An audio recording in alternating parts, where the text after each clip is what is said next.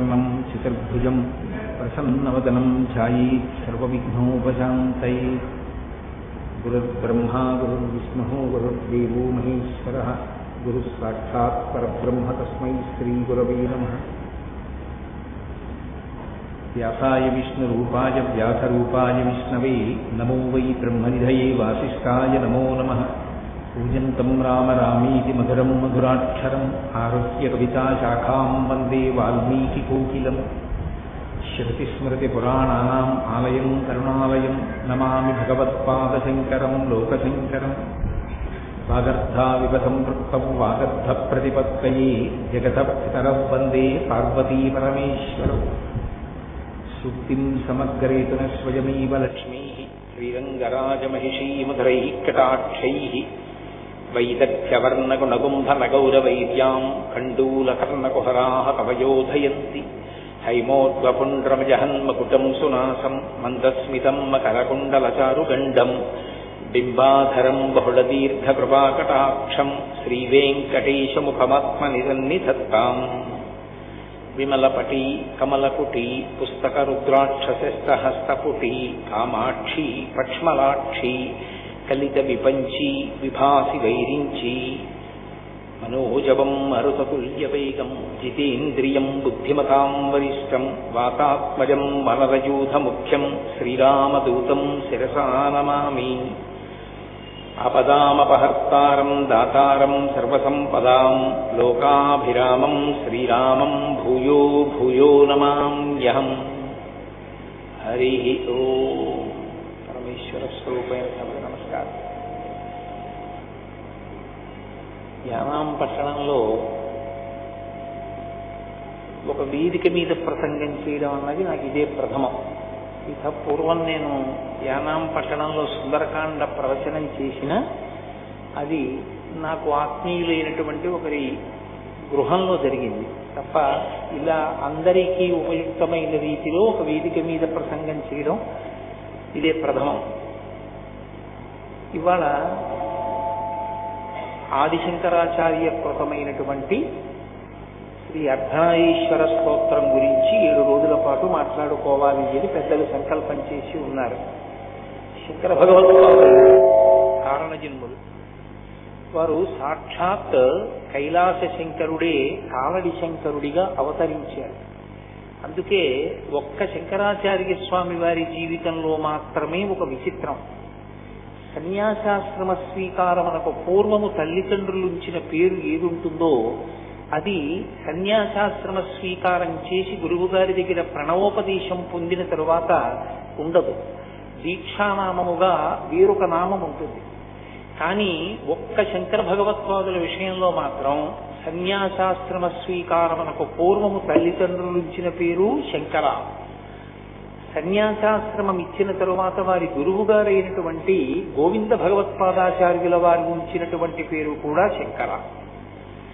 ఎందుకని వారికి దీక్షానామము మారలేదు అంటే ఒక్కటే కారణం.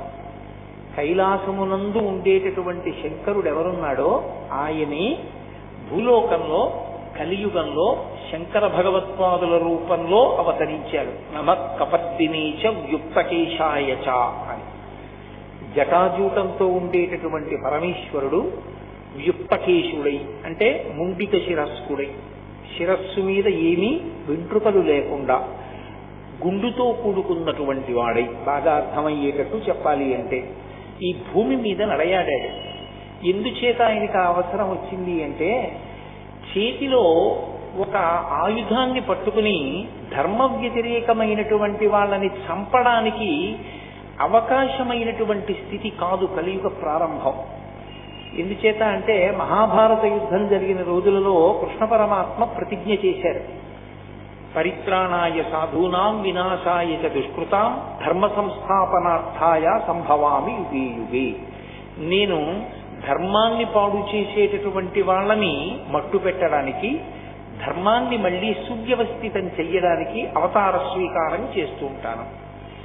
కానీ ధర్మ వ్యతిరేకులైన వారందరినీ చంపుకుంటూ వెళ్ళిపోతే కలియుగంలో అసలు మనుష్యుడు అన్నవాడు మిగలడు. కలి యొక్క ఉద్ధతి అటువంటిది. కాబట్టి ఇప్పుడు చేతిలో ఒక అస్త్రాన్ని పట్టుకుని లేకపోతే ఒక శస్త్రాన్ని పట్టుకుని ఎవరు ధర్మ వ్యతిరేకులుగా ఉన్నారో వాళ్ళందరినీ చంపేయడం తేలిక మార్గం కాదు, అది అనుసరణీయము కాదు. మనసులను ఆవహించి ఉన్నటువంటి కలిని తొలగగొట్టాలి, అందరినీ ధర్మ మార్గంలో నడిపించాలి. అందుకే ఈసారి కృష్ణ పరమాత్మ చేసినటువంటి ప్రతిజ్ఞకి కొనసాగింపుగా పరమశివుడు కైలాసంలో ఉన్నటువంటి సర్వేశ్వరుడు ఈ భూమండలం మీద అవతరించాడు. అవతరించి భారతదేశం నలుచెరగుల పాదచారి 3 పర్యాయములు పర్యటించారు. కేవలం 32 సంవత్సరములు మాత్రమే వారు శరీరంతో ఉన్నప్పటికీ అవైదికమైనటువంటి వాదనలన్నిటినీ ఖండించి మళ్ళీ వేదము యొక్క ప్రమాణాన్ని సువ్యవస్థితం చేశారు. అద్వైత మార్గము శంకరాచార్యుల వారు కొత్తగా కనిపెట్టినది కాదు. అద్వైత మార్గము వేదాంతర్గతమైనటువంటి పరమ సత్యం. వారి జీవితంలో వారు చేసినటువంటి ప్రబోధమంతా అదే. అద్వైతము వేదాంతర్గతమై ఉన్నది. వేదాంతర్గతమైనటువంటి అద్వైత సిద్ధాంతాన్ని ప్రచారం చేశారు. కేవలం ఏదో ఒక సిద్ధాంత ప్రచారం చేయడం వారి లక్ష్యం కాదు. అవైదికమైనటువంటి వాదనలన్నిటినీ ఖండించారు. మళ్ళీ వేదము యొక్క ప్రమాణమును నిలబెట్టారు. నిలబెట్టి షణ్మత స్థాపనాచార్యులై మనుష్యులు భక్తి మార్గంతో నడవడానికి కావలసినటువంటి వ్యవస్థనంతటినీ ఏర్పాటు చేశారు. ఎవరు ఏ స్థాయిలో ఉన్నా ఆ స్థాయిలో భగవంతుణ్ణి పట్టుకోవడానికి వీలైనటువంటి మార్గాన్ని చూపించారు. అందుకే యథార్థమునకు ఆదిశంకరాచార్యుల వారు లేకపోతే, ఆ అవతారం లేకపోతే సనాతన ధర్మమునకు మనుగడయే ప్రశ్నార్థకమై ఉండేది. అంతటి క్లిష్ట పరిస్థితులలో వచ్చినటువంటి అవతారం శంకరావతారం. మహానుభావుడు వైదిక మార్గాన్ని మళ్లీ సువ్యవస్థితం చెయ్యడమే కాకుండా మళ్లీ అవైదికమైనటువంటి వాదనలు ఈ దేశంలోకి ప్రవేశించి వేద ప్రామాణ్యమును పాడు చెయ్యకూడదని 4 దిక్కులా 4 పీఠములను పెట్టి కాపుదలగా ఉంచారు. తూర్పున జగన్నాథులో గోవర్ధన పీఠము, పడమర ద్వారకలో కాళికాపీఠము, ఉత్తరమున బదరికాశ్రమములో జ్యోతిపీఠము, దక్షిణమున శృంగగిరిలో శారదాపీఠము.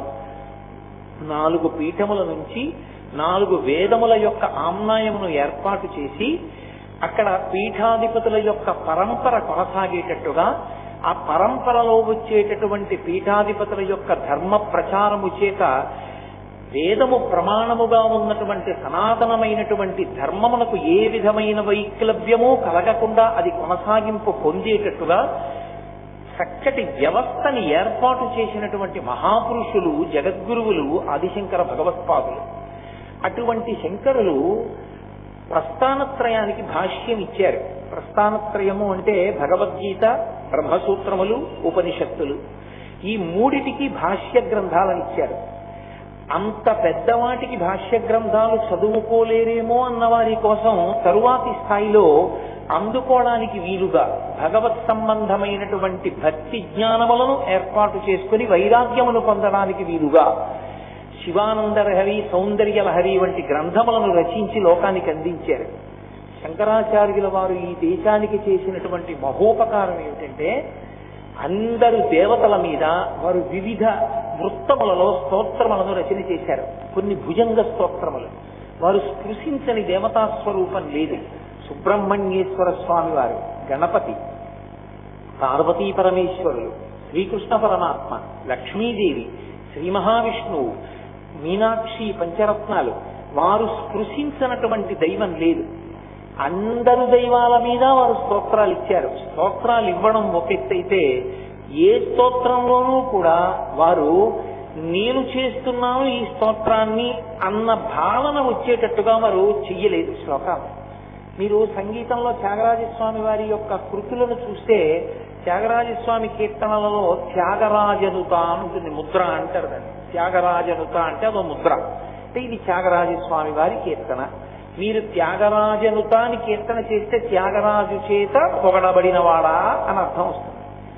శంకరాచార్యుల వారు జగద్గురువుగా ఈ దేశానికి చేసిన మహోపకారం ఏమిటంటే, ఎక్కడెక్కడ లోకానికి ప్రయోజనం కలగాలని వారు స్తోత్రాన్ని అందించారో అక్కడక్కడ వారు 2 మాటలను ప్రయోగించారు. నహ మాం సంస్కృతంలో ఈ రెండు మాటలకి ఒక ప్రత్యేకమైనటువంటి స్థాయి. మాం అంటే నన్ను, నహ మమ్ములను. ఎందుకు ఆ మాటలు వేశారంటే అది శంకరాచార్య కృతమై శంకరాచార్యుల వారు ఆ స్తోత్రం వలన లబ్ధి పొందడం ఆయన యొక్క ఉద్దేశ్యం కాదు. రేపటి రోజున ఈ స్తోత్రాన్ని ఎవడు చదువుకుంటాడో వాడు భగవంతుడి ముందు కూర్చుని ఆ స్తోత్రం చదివితే, లేదా భగవంతుణ్ణి ధ్యానించి ఆ శ్లోకాన్ని చదివితే మాం అన్నప్పుడు ఆరక్షణ వాడికి కలగాలి, నహ అన్నప్పుడు ఆరక్షణ వారికి కలగాలి. అందుకే వారు స్తోత్ర రచన చేసి ఫలితాన్ని మనకి కట్టబెట్టారు. ఇది ఒక తండ్రి కొడుకు కొరకు ఎలా ఏర్పాటు చేస్తాడో అలా మన కొరకు కాలంలో ఎన్ని సంవత్సరములు దాటిపోనివ్వండి, ఎన్ని దశాబ్దములు శతాబ్దములు గడిచిపోనివ్వండి, మళ్ళీ మనం సక్రమంగా దేవతలని ఆరాధన చెయ్యడంలో స్తోత్రాన్ని చెప్పగలమో చెప్పలేమోనని మన కొరకు శంకర భగవత్పాదులు అత్యద్భుతమైనటువంటి స్తోత్రములను అందించారు. ఆ స్తోత్రములకి ఒక ప్రత్యేకత ఉంటుంది. ఏమా ప్రత్యేకత అంటే ఒక్కొక్క స్తోత్రం ఒక్కొక్క ఆశ్రమంలో ఉన్న వాళ్ళకి ఎక్కువ ప్రయోజనాన్ని కల్పించేదిగా ఉంటుంది.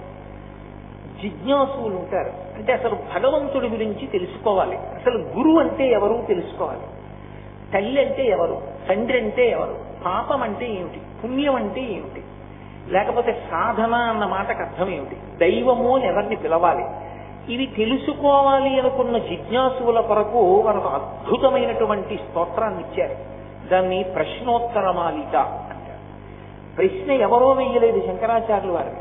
సాధకుని యొక్క స్థాయిలోకి ఆయన కిందకొచ్చి అయోమయావస్థలో ఉన్నటువంటి సాధకుడు జిజ్ఞాసు అయి తెలుసుకోవాలనుకున్నప్పుడు ఎటువంటి ప్రశ్నలు వేస్తాడో ఆ ప్రశ్నలు ఆయనే వేశారు. జగద్గురు స్థాయిలో కూర్చుని అయోమయావస్థకి గురి కావలసిన అవసరం లేకుండా చాలా తేలికైన మాటలతో లఘువైన సమాధానాలతో జవాబులు ఇచ్చారు. ఇచ్చి దానికి ఆయన ఇంకొక పేరు పెట్టలేదు. శంకరులు ఎప్పుడు ఎక్కడ ఏ పేరు పెట్టినా, ఏ పేరుతో పిలిచినా దానికి ఒక ప్రాధాన్యత ఉంటుంది.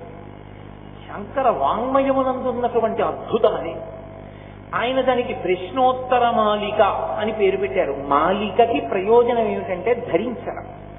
ధరించి వాసన చూసి పక్కన పెట్టినా ధరించి ఉన్నట్టే లెక్కలోకి వస్తుంది. నాకు ఇప్పుడు ఈ మాల పట్టుకొచ్చారు. ఈ మాల ప్రయోజనమేమి? నా మెడలో వేయడమే. నా మెడలో వేసిన తరువాత నేను వాసన చూసి పక్కన పెడితే అది నేను స్వీకరించినట్టే, నేను అనుభవించినట్టే ఆ మాలని. అది మెడలో వేయబడుతుంది కాబట్టి దానికి మాల అని పేరు. ఆయన అన్నారు ప్రశ్నోత్తర మాలిక అంటే ఇది నువ్వు చదివి వదిలిపెట్టేది కాదు, ఇది నీ మెడలో ఉండాలి. మెడలో అంటే కంఠమునకు తగులుతుంది, కంఠగతమై ఉండాలి. ఇది నీకు ఎప్పుడూ ధారణలో ఉండాలి. ధారణలో ఉంటే గురువెవరు? వెంటనే శంకరుడు ఏం చెప్పారో జ్ఞాపకం వస్తుంది. ఓ గురువు గారంటే ఇది. అమ్మ ఎవరు? వెంటనే గుర్తొస్తుంది. ఓ శంకరుడు ఇలా చెప్పారు. కాబట్టి దానికి ఆయన ప్రశ్నోత్తర మాలిక అని పేరు పెట్టారు. ఇప్పుడు ఆ ప్రశ్నోత్తర మాలిక రోజు చదువుకుంటే ఏమవుతుందండి అని అడిగారు అనుకోండి. ప్రశ్నోత్తర మాలిక రోజు చదువుకుని ప్రశ్నోత్తర మాలికకి వ్యాఖ్యానం వింటే జిజ్ఞాసుకి స్పష్టమైన అవగాహన కలుగుతుంది. అయోమయమంతా పోతుంది. ఎంత గొప్పగా పోతుందంటే అవ్యక్త రేఖామివ చంద్రరేఖాం పంసు ప్రసిద్ధామివ హేమరేఖాం క్షత ప్రరూఢామివ బాణరేఖాం వాయు ప్రభిన్నామివ మేఘరేఖాం అంటారు వాల్మీకి మహర్షి. వాయువు చేత కొట్టబడిన మేఘము చిదిరిపోయినట్టుగా అయోమయావస్థ అంతా పోయి స్పష్టమైన అవగాహన కలుగుతుంది. సాధకుల ప్రయోజనము కొరకు ప్రశ్నోత్తర మాలికనిచ్చారు వారు. అలాగే అద్వైతానుభూతి ఒక గ్రంథాన్ని ఇచ్చారు. అలాగే వారి శరీరాన్ని విడిచిపెట్టేసేటప్పుడు శిష్యులు వెళ్ళి అడిగారు, అయా మీరిచ్చిన వాంగ్మయం మహాసముద్రం, మీరు అవతార పరిసమాప్తి చేస్తున్నారు, ఇక ఆ తర్వాత శరీరంలో ఉండి పిలిస్తే పలకడానికి మీరుండరు, కాబట్టి మాకు సమస్తమైనటువంటి వేదాంత సారాన్ని అనుష్ఠానంలో మేము గుర్తు పెట్టుకోవలసినవి, పాటించవలసినవి లఘువుగా చెప్పండి అంటే అప్పుడు వారు అవతార పరిసమాప్తి చేసే ముందు కొన్ని మాటలు చెప్పారు. వేదో నిత్యమధీయతాం తదుజితం కర్మ స్వనుష్ఠీయతాం. అవతారం దేనికి వచ్చిందో అవతార పరిసమాప్తి కాలమనందు ఆ మాటతో పూర్తి చేశారు. ఎందుచేత అంటే లోకంలో లౌకికంగా కూడా ఒక మర్యాద ఉంటుంది. చనిపోయే ముందు ఒక వ్యక్తి వాంగ్మూలం ఏదిస్తాడో అదే సత్యము అని. అవతార పరిసమాప్తి కాలమునందు కూడా శంకర భగవత్పాదులు తన అవతార ప్రయోజనాన్ని చెప్పారు. వేదో నిత్యమధీయతాం, వేదమును ప్రమాణముగా అంగీకరించు. తదుదితం కర్మ స్వనుష్ఠీయతాం, వేదం ఎలా చెప్పిందో అలా కర్మ చెయ్యి తప్ప వేదము చెప్పనిది నీ యొక్క స్వంత ఆలోచన తీసుకొచ్చి కర్మానుష్ఠానమునందు పెట్టవద్దు అని వారు లఘువైన సమాధానములతో శిష్యులకు సందేశం ఇచ్చారు. ఒక్కొక్క స్తోత్రము, ఒక్కొక్క గ్రంథము, ఒక్కొక్క ఆయన ఇచ్చినటువంటి అనుగ్రహ భాషణము ఒక్కొక్క స్థాయిలోని వారి కొరకు ప్రత్యేకంగా నిర్దేశించారు. మోహాన్ని పోగొట్టడానికి మోహముద్గరము అని భజ గోవిందం భజ గోవిందం గోవిందం భజ మూఢమతే అంటూ ఇచ్చారు. అర్ధనారీశ్వర స్తోత్రము అని ప్రత్యేకంగా ఒక స్తోత్రాన్ని శంకర భగవత్పాదులు చేశారు. ఈ అర్ధనారీశ్వర స్తోత్రం ఎవరి కొరకు? యథార్థమునకు అర్ధనారీశ్వర స్తోత్రం ఎవరి కొరకు అంటే ఆశ్రమములను దృష్టిలో పెట్టుకుని మాట్లాడినప్పుడు గృహస్థాశ్రమమునందున్న వారి కొరకు అర్ధనారీశ్వర స్తోత్రాన్ని ఇచ్చారు. బ్రహ్మచారిగా ఉన్నవాడికి అర్ధనారీశ్వర స్తోత్రం అంత గొప్ప ప్రయోజనకారి అని చెప్పడం కష్టం. అలాగే వానప్రస్థుకి, సన్యాసికి ఆ వైభవాన్ని కీర్తించడానికి, మనసులో పెట్టుకోవడానికి పనికొస్తుందేమో కానీ ఒక ప్రయోజనాన్ని వనకూర్చడంలో కేవలముగా గృహస్థాశ్రమంలో ఉన్న వాళ్ళకి మాత్రం కరదీపికగా గొప్ప ప్రయోజనాన్ని చేకూర్చగలిగినటువంటి ఒక మణిగా శంకర భగవత్పాదులు బహూకరించినటువంటి అపూర్వమైనటువంటి స్తోత్రం అర్ధనారీశ్వర స్తోత్రం. ఈ అర్ధనారీశ్వర స్తోత్రము యొక్క ప్రయోజనం ఏమి అంటే, ఈ అర్ధనారీశ్వరుణ్ణి అసలు ఎప్పుడు ఉపాసన చెయ్యాలి ఈ స్వరూపాన్ని అంటే, దీన్ని ప్రధానంగా మనకు ఉపాసనలో ఎక్కడ కనపడుతుందంటే అట్ల తద్ది అని చేస్తూ ఉంటారు ఆడపిల్లలు. అట్ల తద్ది చేసినప్పుడు ఈ అర్ధనారీశ్వర స్వరూపాన్ని ఉపాసన చేసి పూజ చెయ్యాలి అని నియమం. అలాగే వివాహ పూర్వము అట్ల తద్ది చేస్తారు కన్యకామణులు. దాని ప్రయోజనం ఏమిటి? మంచి భర్త రావడం. మంచి భర్త అన్న మాటకి ఏమిటి అర్థం? మంచి భర్త అంటే ఐశ్వర్యం ఉన్నవాడా, చదువుకున్నవాడా, అందంగా ఉన్నవాడా, భార్య చెప్పిన మాటని ఒప్పుకునేవాడా, లేకపోతే తాను భార్యకి దిశానిర్దేశము చెయ్యగలిగినటువంటి వాడా, తన చిటికిన వేలు పట్టుకున్నందుకు ఉద్ధరించగలిగిన వాడా? ఎవరు మంచి భర్త రావడం అంటే? మంచి భర్త వచ్చుట అన్న మాటకి యథార్థమైన అర్థమేమి అంటే, అన్యోన్యతతో జీవనము సాగి దాంపత్యమునకు ప్రయోజనములు ఏవి అని శాస్త్రము నిర్దేశించినదో ఆ ప్రయోజనములను సిద్ధింపచేయగలిగిన సమర్థుడైన పురుషుడు భర్తగా లభించ. ఎందుకంటే తస్మాత్ శాస్త్రం ప్రమాణంతే కార్యాకార్య వ్యవస్థితౌ. శాస్త్రము ప్రమాణము తప్ప నేను చెప్తే ప్రమాణం కాదు, వేరొకరు చెప్తే ప్రమాణం కాదు. శాస్త్రాన్ని చెప్తే శాస్త్రం ఒక్కటే ప్రమాణం. శాస్త్రమును దృష్టిలో పెట్టుకుని శాస్త్రీయమైన ప్రయోజనమును జీవితమునకు సిద్ధింపజేయగలిగినటువంటి సమర్థత కలిగిన పురుషుడెవరో వాడు భర్తగా రావాలి.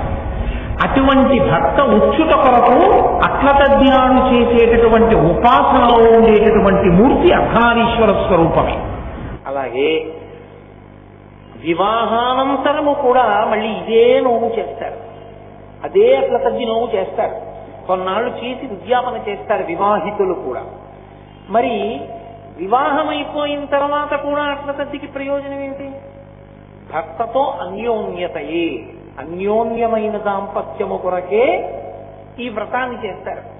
చేసి అప్పుడు కూడా అర్ధనారీశ్వర స్వరూపాన్ని స్తోత్రం చేస్తారు. అసలు యథార్థంగా మాట్లాడాలంటే శ్రీకాళహస్తి వంటి పరమపావనమైన క్షేత్రంలో, శ్రీశైల క్షేత్రంలో యథార్థమునకు ఉన్నటువంటి స్వరూపము అర్ధనారీశ్వర స్వరూపమే. అందుకే నడిచే దేవుడిని పేర్గాంచినటువంటి మహాపురుషులు, కంచికామకోటి పీఠాధిపత్యం వహించినటువంటి మహాస్వామి చంద్రశేఖరేంద్ర సరస్వతి మహాస్వామి వారు శ్రీకాళహస్తి క్షేత్ర దర్శనానికి వెళ్ళారు. ఒకప్పుడు వెళ్ళి వారు ఒక మాట చెప్పారు. వారు ఒక్కసారి క్షేత్రం వంక చూస్తే ఆ క్షేత్ర వైభవాన్ని చెప్పగలిగేవారు. ఆయన అన్నారు, ఈ క్షేత్రము అప్రదక్షిణంతో కూడుకున్న క్షేత్రం, అందుకే రాజగోపురంలోంచి మీరు లోపలికి వెళ్ళినప్పుడు ప్రదక్షిణంగా వెళ్ళరు. కుడి భుజం వైపుకి ఉండదు దేవాలయం, ఎడం భుజం వైపుకి దేవాలయం ఉండేటట్టుగా పాతాళ గణపతి దగ్గర నుంచి వెడతారు. అప్రదక్షిణంగా లోపలికి వెడుతున్నాము అంటే రాహుకేతు పూజలు ఫలించేటటువంటి క్షేత్రము ఈ క్షేత్రమే. అందుకే దాని వ్యవస్థయే అప్రదక్షిణంగా వెళ్ళేటట్టు ఉంది. ఇక్కడ స్థలవృక్షం మహాబిల్వం. ఈ శ్రీకాళహస్తి క్షేత్రంలో అర్ధనారీశ్వర స్వరూపము అధిష్టానమై ఉన్నది. ఎక్కడో ఉంది ఆ స్వరూపం అన్నారు. తర్వాత ఆ స్వరూపం సువర్ణముఖరీ నది యందు ప్రకాశించింది. అక్కడ తవ్వుతున్నప్పుడు ఇప్పటికీ అక్కడ దేవాలయం ఉంది. కాబట్టి శ్రీకాళహస్తి క్షేత్రమునందు అర్ధనారీశ్వర స్వరూపం, శ్రీశైల క్షేత్రమునందు కూడా జ్యోతిర్లింగం ఒక చోట, భ్రమరాంబాదేవి ఒక చోట ఉన్నప్పటికీ అది అర్ధనారీశ్వర స్వరూపంతోనే ఉంటుంది. అందుకే ఇప్పటికీ శ్రీశైల క్షేత్రంలో సుప్రభాత పఠనం చేసి ప్రపత్తి చేసేటప్పుడు భ్రమరాంబ సహిత మల్లికార్జునుణ్ణి అర్ధనారీశ్వర స్వరూపంగానే స్తవం చేస్తారు. సోమోత్తంశ రామార్థభాగ శ్రీశైలాగ్రే కలసి వసతి విశ్వరక్షాధురీనః ఏనం పాణౌ సరసి తరుణోల్లాసమేణాంకఖండం పార్శ్వే వామే వపుషి తరుణీ ద్రష్టు కారుణ్యలీలాం భూతిం పాలే స్మితమభిముఖే గాంగమం భక్తపద్దే బిభ్రత్రేమ్నా భువనమఖిలం శ్రీగిరీశస్తపాయాత్. శ్రీగిరీశస్తపాయాత్, ఓ శ్రీగిరి, ఈ శ్రీశైల క్షేత్రమునందుండేటటువంటి మల్లికార్జునుడా నీ స్వరూపం ఏమిటో తెలుసా? ఏనం పాణౌ, జింక పిల్లని చేత్తో పట్టుకుంటాడు. ఏనం పాణౌ సరసి తరుణోల్లాసమేణాంక ఖండం పార్శ్వే మామే వపుషి తరుణీ. వపుషి అంటే శరీరం. శరీరము యొక్క వామార్థ భాగమునందు పార్వతీదేవిని, ఎడమ భాగమునందు ఉంచుకున్నటువంటి ఓ పరమేశ్వరుడా నీకు నమస్కారము.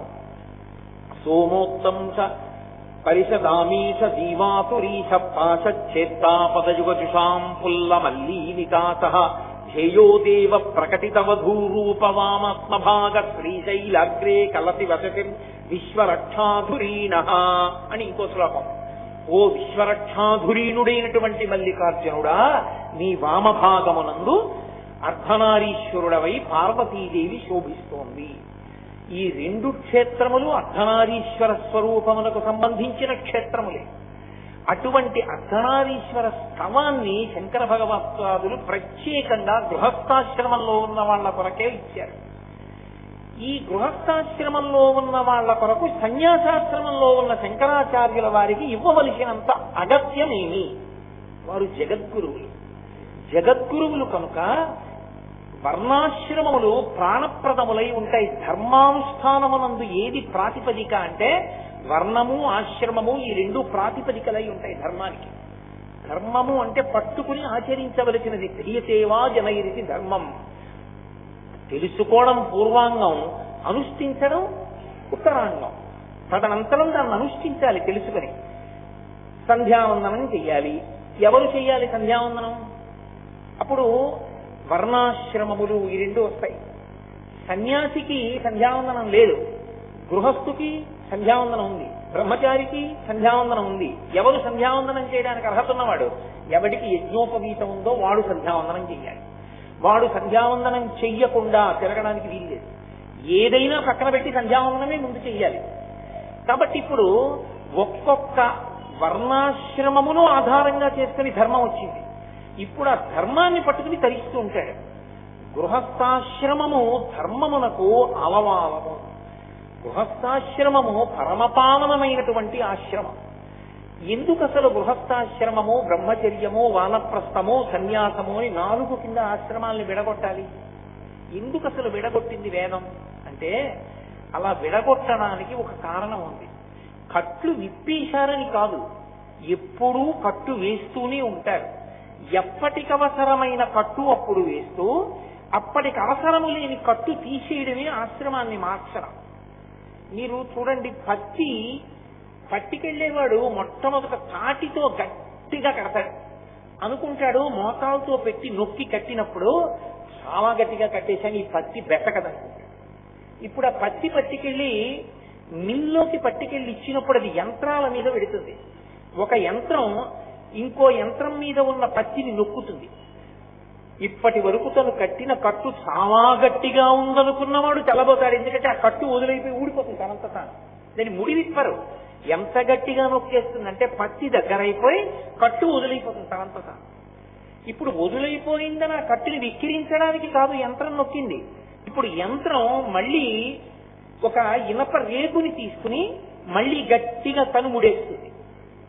ఇప్పుడు అది మనిషి వేసిన కట్టు కన్నా ఈ కట్టు గట్టిగా ఉంటుంది. ఎందుకు వేశారు కట్టు ఎందుకు మార్చారు? తను వేసిన కట్టు కదిలిపోయే కట్టు. ఈ కట్టు ఆ పత్తి చేరవలసిన స్థానాన్ని చేరే వరకు పనికిరాదు, యంత్రం కిందకి వెళ్లే వరకే పనికొస్తుంది. అక్కడ కట్టు మార్చారు. దాని వలన పత్తి ఎక్కడికి చేరాలో అక్కడికి ఎక్కడా మధ్యలో ముద్ద పడిపోకుండా వెళ్ళిపోయింది. అలాగే ఈ శరీరం అపురూపం, ఈ సాధనం అపురూపం. ఇది దొరకమంటే దొరికేది కాదు. మనుష్య శరీరం లభించడమే అదృష్టం. అందుకే 84 లక్షల జీవరాశులలో అత్యద్భుతమైన జన్మ ఏది అంటే మనుష్య జన్మయే. మనుష్యత్వం, ముముక్షత్వం, మహాపురుష సమాశ్రయ. ఈ మూడు దొరకమంటే దొరికేవి కావు అంటారు శంకరాచార్యుల వారి వివేక చూడామణిలో. ఎందువల్ల గొప్పదైంది అంటే దీనితో ధర్మానుష్ఠానము చేయవచ్చు. మిగిలినటువంటి శరీరములు ధర్మానుష్ఠానములకు పనికిరావు. వాటికి ఉన్నది ఒకటే ధర్మం, జంతు ధర్మం. దీనికి ధర్మానుష్ఠానములకి ఇది పనికొస్తుంది. ఇది భగవన్నామమును చెప్పడానికి పనికొస్తుంది. మిగిలిన ఏ ఉపాధి కూడా ఇక భగవన్నామమును చెప్పడానికి పనికిరాదు. ఎన్ని లక్షల ప్రాణులు ఉండనివ్వండి, రామా రామా రామా అనవే అన్నారనుకోండి, అది అనలేదు. దీనితో ఇది జర్జరీభూతమైపోయినా రామా రామా రామా అని ఈ శరీరం అనగలదు. దీనికి ఒక్కదానికే స్వరపేటిక పెట్టి పరమేశ్వరుడు ఏదైనా ఉచ్చరించగలిగినటువంటి శక్తినిచ్చాడు. దాన్ని సక్రమంగా ఉపయోగించుకుంటే భగవంతుణ్ణి చేరుతాడు. దాన్ని దుర్వినియోగం చేసుకుంటే మళ్ళీ హీనోపాధుల్లోకి వెళ్ళిపోతాడు. అటువంటి ఉత్కృష్టమైన మనుష్య జన్మలో మొట్టమొదటిది బ్రహ్మచర్యం. బ్రహ్మచర్యమునందు శాస్త్రాన్ని అధ్యయనం చేస్తాడు. ఇది జీవిత పర్యంతము పనికొచ్చేటటువంటి శాస్త్రమునకు ప్రాతిపదికగా గురువు గారి దగ్గర కూర్చుని శాస్త్రాన్ని అధ్యయనం చేసి ప్రతిరోజు సమిధాదానము అని అగ్నిహోత్రంలో సమిధ సమర్పణం చేస్తాడు. కొంతకాలం అయిపోయింది బ్రహ్మచర్యం. ఇప్పుడు శరీరము లోపల ఉన్నటువంటి మనసుకి ఒక లక్షణం ఉంటుంది. అది కాలమునందు శరీరమునందు పొటమరించేటటువంటి వికారం. ఋషులు అంత జాగ్రత్తగా దాన్ని లెక్క పెట్టారు. మీరు దాన్ని అంత పవిత్రంగా అర్థం చేసుకోవలసి ఉంటుంది. అణిచి పెడితే ప్రమాదం వస్తుంది కామాన్ని. ఒక వయసు దాటేటప్పటికీ శరీరమునందు కామము పొటమరిస్తుంది, మనసు కామభావన పొందుతుంది. ఇప్పుడు కామభావన పొందిన మనసుని మీరు బలవంతంగా నిగ్రహించారనుకోండి, కాలు కింద త్రాసుపావుని పెట్టుకుంటే ఎలా ఉంటుందో అలా ఉంటుంది. ఒకడు త్రాసుపావుని కాలు కింద పెట్టుకున్నాడు, ఇప్పుడు అదేం చేయదు. కాబట్టి తల దగ్గర నొక్కి పెట్టి కూర్చున్నాడు. ఎంతసేపు భద్రంగా ఉంటాడు? కాలు అలా ఉన్నంతసేపే. పొరపాటున ఇలా అన్నాడో చనిపోయడం లెక్కే. కాలు కిందున్న త్రాసుపాము తాత్కాలికంగా తల ఉంచిన ఎప్పుడు కాలు తీస్తాడు కాటేద్దామని చూసినట్లే ఇంద్రియములు కాట్లు వేయడానికి సిద్ధంగా ఉంటాయి. అందుకే వ్యాస భగవానుడు దేవి భాగవతం చేస్తూ ఒక మాట అంటాడు, ఇంద్రియాని బలిష్టాని ననియుక్తాని మానద అపక్వస్య ప్రకుర్వంతి వికారాం స్థామనేక అంటాడు. ఇంద్రియములు బలిష్టములు, అవి కాట్లు వేస్తాయి. మనసు అంత తొందరగా లొంగదు.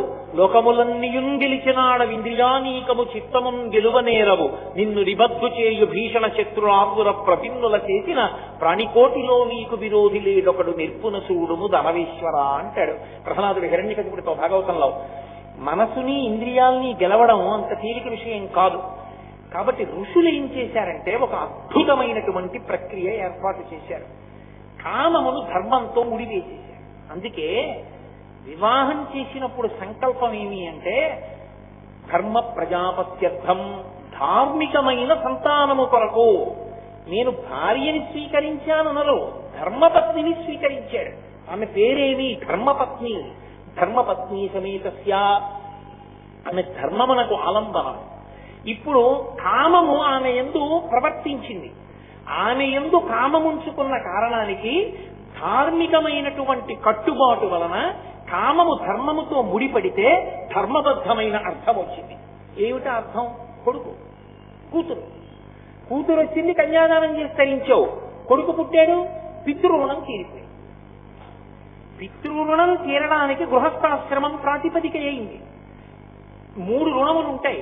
ఈ మూడు రుణములను తీర్చుకోవాలి అంటే ఒక రుణాన్ని బ్రహ్మచర్యంలో తీర్చుకోగలడు. 2 ప్రధానమైనటువంటి రుణములను గృహస్థాశ్రమంలోకి ప్రవేశిస్తే తప్ప తీర్చుకోవడం కుదరదు. నేనెప్పుడు చేశానండి అప్పు అంటారేమో. ఆ అప్పు మీరెప్పుడు చేశారన్నది విడిచిపెట్టండి. మనుష్య జన్మ స్వీకరిస్తూనే పుడుతూనే 3 అప్పులతో పుడతాడు. 1 శాస్త్ర రుణము, 2 దైవ రుణము, 3వది పితృ రుణము. ఇందులో శాస్త్ర రుణము అంటే ఋషులు మన కొరకు శాస్త్రాన్నంతటినీ ఇచ్చారు చదువుకుని జీవితాన్ని బాగు చేసుకోమని. ఆ రామాయణం కోట్ల రూపాయలు ఖర్చు పెట్టేశాం. కనీసం నీ ఇంట్లో 6 కాండల రామాయణం లేకపోతే నీలో ఏదో పెద్ద తేడా ఉందని గుర్తు. నీ ఇంట్లో భాగవతం 12 స్కంధాలు లేకపోతే నీ జీవితంలో ఏదో పొరపాటు ఉందని గుర్తు.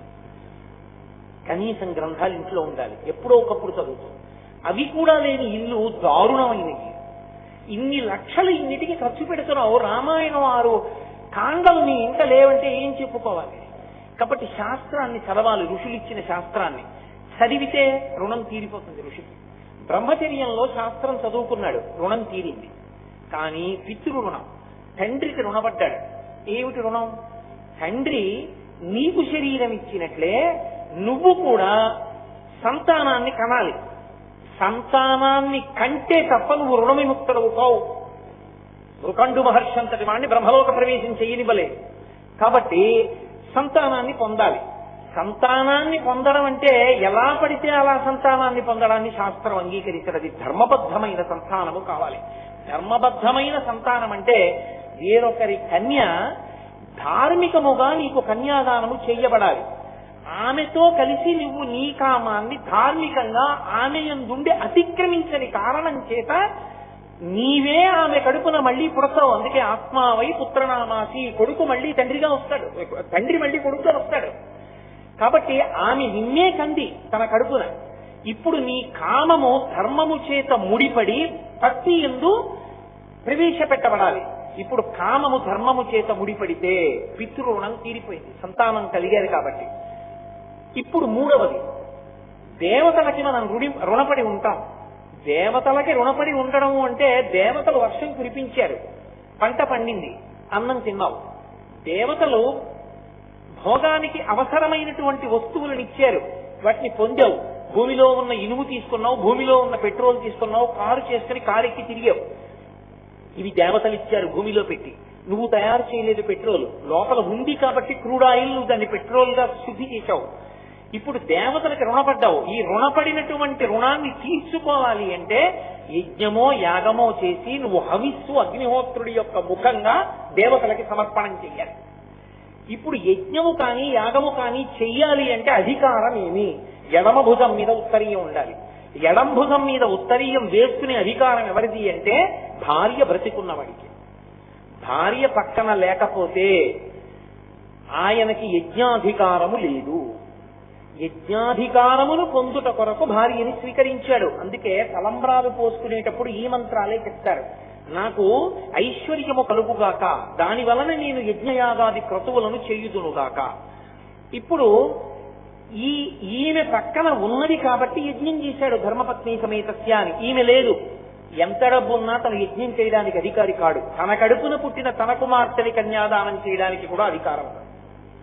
కాబట్టి ఇప్పుడు ధర్మపత్నిని స్వీకరిస్తే ఆమెతో కలిసి యజ్ఞయాగాది క్రతువులు చేసి దేవతలతో ఉన్నటువంటి రుణాన్ని పోగొట్టుకుంటాడు. ఇప్పుడు ఈ రుణాలు పోతే ఊర్ధ్వలోక ప్రాప్తికి అవకాశం ఇస్తారు. అథవా ఈశ్వరానుగ్రహం చేత భక్తి వైరాగ్యముతో కలిసి జ్ఞానముగా పండి మోక్షమునకు అధికారి అవుతాడు. అయితే ఇది అందరికీ వర్తిస్తుందా అంటే కారణజన్ములైన వారి విషయంలో వర్తించదు. అందుకే వారు గృహస్థాశ్రమం తీసుకోకుండా సన్యాసానికి కడతారు. శంకరాచార్యుల వారు వెళ్ళలా అలా ఉంటుంది. కొంతమంది మహాపురుషులు ఈ కోవలోకి రారు, కానీ అందరూ మహాపురుషులు మాత్రం కాదు. కాబట్టి సాధారణంగా ఈ కట్టులోనే పెడతారు. అందుకని బ్రహ్మచర్యంలో ఉన్న కట్టు ఒక వయసు వచ్చిన తర్వాత ఇక పనికిరాదు. పత్తికి తనువేసిన కట్టు పూర్తిగా పనికిరానట్టు. అందుకని ఈ కట్టు వదిలిచి కొత్త కట్టేస్తారు. అప్పటి వరకు చెవికి ఆభరణములు ఉండవు, ఇప్పుడు పెట్టుకుంటాడు. ఇంతకుముందు కంటికి కాటుక పెట్టుకోడు, ఇప్పుడు పెట్టుకుంటాడు. ఇంతకుముందు పూలదండ వేసుకోలేదు, ఇప్పుడు వేసుకుంటాడు స్నాతకోత్సవం అయిన తర్వాత. ఇంతకుముందు తాంబూలం వేసుకోలేదు, ఇప్పుడు భార్యతో కలిసి భార్య ఇచ్చిన తాంబూలం వేసుకుంటాడు. అంటే ఏ భోగములను వేదము అనుమతించి నువ్వు అనుభవించవచ్చని చెప్పిందో వాటిని ధర్మంతో ముడిపడి అనుభవిస్తాడు తప్ప యథేచ్ఛగా భోగం అనుభవించడం అన్నది ఈ దేశమునందు లేదు. ఈ దేశమునందు దేనికైనా ఆలంబనమేది అంటే ధర్మమే. ఏది ధర్మమో వేదం చెప్పాలి, వీరు నేను చెప్తే కాదు. వేదము ప్రమాణము. వేదము ఏది ధర్మం అని చెప్పిందో దాన్నే అనుష్ఠించవలసి ఉంటుంది. కాబట్టి గృహస్థాశ్రమము అత్యంత ముఖ్యమైన ఆశ్రమమై కూర్చుంది. ఇప్పుడు 2 రుణాలు దాంట్లో తీరుతున్నాయి. పైగా 2 ఆశ్రమాల్లో ఉన్న వాళ్ళు గృహస్థు మీద బతుకుతారు. బ్రహ్మచారి తన ఒడ్డుకు తినకూడదు. బ్రహ్మచారి గృహస్థు ఇంటి ముందుకు వచ్చి భవతి భిక్షాం దేహి అంటాడు. బ్రహ్మచారికి గృహస్థు అన్నం పెడతాడు. సన్యాసి ఆయన దానం పుచ్చుకోకూడదు, ఒండుకుని పెట్టుకోకూడదు, రేపటికని దాచకూడదు. ఆకలేస్తే అదో రోగం అనుకోవాలి. దగ్గు వచ్చింది అనుకోండి, తగ్గేవరకే మంది చేసుకుంటాం, ఉండిపోయింది కదా సీసాలోని పోషిస్తోంది నోట్లో. ఆకలేస్తే కడుపులో ఆకలి మంట చల్లారే వరకు మాత్రమే తినాలి, రుచి కోరకూడదు. ఎక్కడికి వస్తాడు? గృహస్థు ఇంటి ముందుకు వచ్చి భవతి భిక్షాం దేహి అంటాడు. గృహస్థు అన్నం పెడతాడు. కాబట్టి ఇటు బ్రహ్మచారి కానీ అటు సన్యాసి కానీ గృహస్థు మీద ఆధారపడి ఉన్నారు. 4 ఆశ్రమములలో 2 ఆశ్రమములు మూడవదైన గృహస్థాశ్రమం మీద ఆధారపడి పరిడవిల్లుతున్నాయి. అంత పరమ పవిత్రమైన ఆశ్రమము గృహస్థాశ్రమము. పైగా గృహస్థాశ్రమం కోటలో కూర్చుని యుద్ధం చేయడం లాంటిది. ఇక్కడ వేదము అనుమతించిన సుఖములను అనుభవిస్తాడు. అనుమతింపబడిన సుఖములను అనుభవించి ఇదొక సుఖమా అని వైరాగ్యాన్ని పొందుతాడు. కాబట్టి అసలు అది ఆ సుఖమేమిటో తెలియకుండా బలవంతంగా త్రాసుపావుని తొక్కిపెట్టినట్టు తొక్కిపెట్టవలసిన అవసరం గుర్తుండదు. ఏమి సుఖం అండి అంటే మధుర పదార్థాన్ని తిన్నాడు. ఇన్నేళ్ల నుంచి తింటున్నాను మధుర పదార్థాలు. ఏముంది అందులో? అంబుజోదర దివ్య పాదారవింద చింతనామృత పాల విశేషమత్త చిత్తమీరీతి ఇతర విషయంబు చేర నేర్చు వినుత గుణశీల మాటలు వెయ్యునేలా అంటాడు ప్రహ్లాదుడు. భగవంతుడి పాదములను అర్చించినప్పుడు కలిగేటటువంటి ఆనందామృత ధారణను బ్రోలడం కన్నా ఈ మధుర పదార్థాన్ని తినడంలో ఏముందంటాడు. ఇప్పుడు వైరాగ్యం కలిగింది. అందుకే అమరేంద్రాదులు కొల్సు భంగి జనుల వ్యాక్షు సేవించగా విమల జ్ఞాన విరక్తి ముక్తి నొసగున్ వేయేల భూనాథ తత్ కమలాధీశు కథా సుధారత నదీ కల్లోల మాలా పరిభ్రమమెవ్వానికినైనా కర్ణయుగళీ పర్వంబు కాకుండునే అంటారు పోతన గారు. ఆ భగవత్ కథాశ్రవణము కూడా భక్తి స్వరూపమై నవవిధ భక్తులలో ఎన్నాళ్ళి సుఖాలని చెప్పి మెల్లిమెల్లిగా వాటి మీద వైరాగ్యము కలిగి వైరాగ్యముతో కూడినటువంటి భక్తి వలన చేసినటువంటి కర్మాచరణము వలన జ్ఞానము కలిగి జ్ఞానము వలన ఈ శరీరంలోకి వచ్చినందుకు మళ్లీ పుట్టవలసిన అవసరం లేని పునరావృత్తి రహిత శాశ్వత శివ సాయుధ్య స్థితి స్వరూప మోక్షానుభవానికి వెళతారు. ఇదిగో ఇది పొందడానికి యోగ్యమైన ఆశ్రమము గృహస్థాశ్రమం. ఈ గృహస్థాశ్రమంలో ఇన్ని పండాలి అంటే మొట్టమొదటి నియమం ఒకటి ఉంటుంది. ఏది అంటే ఒండురులకు అన్యోన్యత. దంపతులుగా ఉన్నటువంటి స్త్రీ పురుషులు ఎవరున్నారో వాళ్ళిద్దరి మధ్య కొన్ని లక్షణాలు ఉండాలి అని శాస్త్రం చెప్తోంది. మొట్టమొదటిది అన్యోన్యత. ఒకరి మీద ఒకరికి ప్రేమ ఉండాలి. ఆయన కొరకు తను త్యాగం చెయ్యాలి, దాని కొరకు ఆయన త్యాగం చేస్తాడు. పోన్లే దానికి ఇష్టం ఉండదు, ఆయన వదిలేశాడు. ఆయన తినరు వెల్లుల్లిపై, ఆవిడ వదిలేసి. ఆవిడకి ఎంతో ఇష్టం పుట్టింట్లో ఉన్ననాడు తినేది వెల్లుల్లిపై. ఇప్పుడు ఆవిడ అసలు తినదు. ఎందుకు తినవు వెల్లుల్లిపై అంటే ఆయన తినరు వెల్లుల్లిపై, నాకు అలవాటు పోయిందండి. అది అన్యోన్యత అంటే. అందుకే శ్రీరామాయణంలో అద్భుతమైన మాట ఒకటి అంటారు. బాలకాండ పూర్తి చేస్తూ మహర్షి అంటారు, ప్రియాపు సీతారామస్య దారాహ పితృకృత ఇది. నాకు మా నాన్నగారైన దశరథ మహారాజు గారు ఈమెనిచ్చి పెళ్లి చేశారంటే నాకు యోగ్యమైన పిల్ల అని రాముడు సీతమ్మని ప్రేమించాడు. అలా ఎప్పుడు నాన్నగారు తెచ్చారు కాబట్టి అని ప్రేమించడమేనా? సీతమ్మ కూడా రాముడికి దగ్గర అవడానికి, రాముడు సీతమ్మకి దగ్గర అవడానికి ఏమైనా కారణం ఉందా అంటే ప్రీతిర్భూయోభ్యవర్తత, ఆమె నడిచినటువంటి నడవడి కారణంగా రాముడికి దగ్గరయింది, రాముడు సీతమ్మకి దగ్గరయ్యాడు. ఇప్పటికీ యుగం మారిపోయినా పెళ్లి అంటే సీతారాములే ఆదర్శంగా చెప్పబడతారు దాంపత్య జీవితానికి. అందుకే నడిచే దేవుడిని పేర్గాంచిన పరమాచార్య స్వామి ఒక మాట చెప్పేవారు, శుభలేఖ వేసినప్పుడు సీతారాముల మూర్తి లేకపోయినా జానక్యాహ కమలామలంజలిపుటేయాహ పద్మ రాగాయితాహ అన్న శ్లోకం ఆ శుభలేఖ మీద లేకపోయినా ఆ తల్లిదండ్రులకి పిల్లల పెళ్లి ఎలా చెయ్యాలో చేత కానటువంటి అజ్ఞానులు. సీతారాములంటే దాంపత్యానికి అంత పర్యాయపదంగా నిలబడ్డారు. అటువంటి అన్యోన్యత ఉండాలి. ఈ అన్యోన్యత లేదనుకోండి, అది శుభలేఖలో వేసుకునే కమర్షియల్ ఎండ్ లాగే ఉంటుంది జీవితంలో కూడా. చూడండి, శుభలేఖ వేసినప్పుడు శ్రీమతి మరియు శ్రీ చాగంటి కోటేశ్వరరావు వ్రాయి శుభలేఖార్థములు అని ఉండాలి, కానీ కమర్షియల్ ఎండ్ అని ఒకటి ఉంటుంది, శ్రీరామ అండ్ కో అని. అండ్ కో అన్నప్పుడు ఇలా మిలికి తిప్పి వేస్తారు. అండ్ కో అంటే దాని అర్థం ఏంటంటే వ్యాపారం కోసం పెట్టింది అని. దంపతులకి కూడా శుభలేఖలో శ్రీమతి అండ్ శ్రీకి కమర్షియల్ ఎండ్ వేస్తే ఏదో పశ్చిమ దేశాల్లో ఉండే దాంపత్యాలు ఎలా ఉంటాయో అటువంటి దాంపత్యం అని గుర్తు. ఇంకా ఇంటికి వెళ్ళికెళ్ళం ఎందుకు, కమర్షియల్ ఎండ్ ఆ శుభలేఖలో వేసుకోవలసిందే. మరియుని వేసుకోవాలి. శ్రీమతి మరియు శ్రీ ఇద్దరూ కలిపి దంపతులు, వారి అన్యోన్యతకి ఫలితమే అదిగో ఆ బిడ్డ. ఆ బిడ్డని పొంది కన్యాదానం చేసి నేను తరిస్తున్నాం, మిమ్మల్ని ఆహ్వానిస్తున్నాం, అందుకుండాలి శుభలేఖ. అంతేగాని కమర్షియల్ ఎండ్ ఏమిటి అందులో. కాబట్టి అన్యోన్యత అత్యంత అవసరమై ఉంటుంది. ఆ అన్యోన్యత కాని సిద్ధించలేదనుకోండి, ఆ దాంపత్యము అర్థరహితం. పక్క పక్కన ఎన్నాళ్ళు కూర్చున్నారన్నది కాదు, ఎవరి మనసులు ఎవరి దగ్గర ఉన్నాయన్నది ప్రధానం.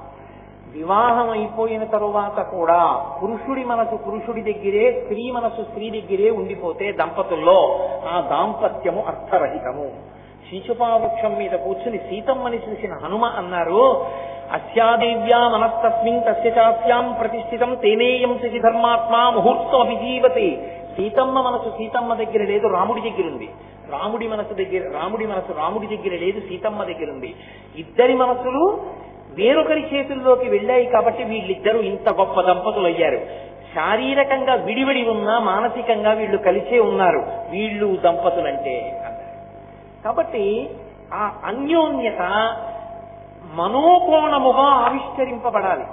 ఈ దాంపత్యము సిద్ధించడం కొరకే సుముహూర్తం వరకు ఒకరి కన్నులలోకి ఒకరిని చూడనివ్వరు. సుముహూర్తం అంటే జీలకర్ర బెల్లం పెట్టడం కాదు, ఒకరి కళ్ళల్లోకి ఒకళ్ళు చూసుకోవడం. అందుకే ముహూర్తం చూడ్డాన్ని చెప్పింది కరణి దించి, తప్ప జీలకర్ర బెల్లం పెట్టడం ముహూర్తం కాదు. అది వేరు కారణానికి పెడతారు. ఇప్పుడు అవన్నీ నేను ఎందుకు చెప్పడం, ఇప్పుడు వివాహకాండ గురించి నా ప్రసంగం కాదు.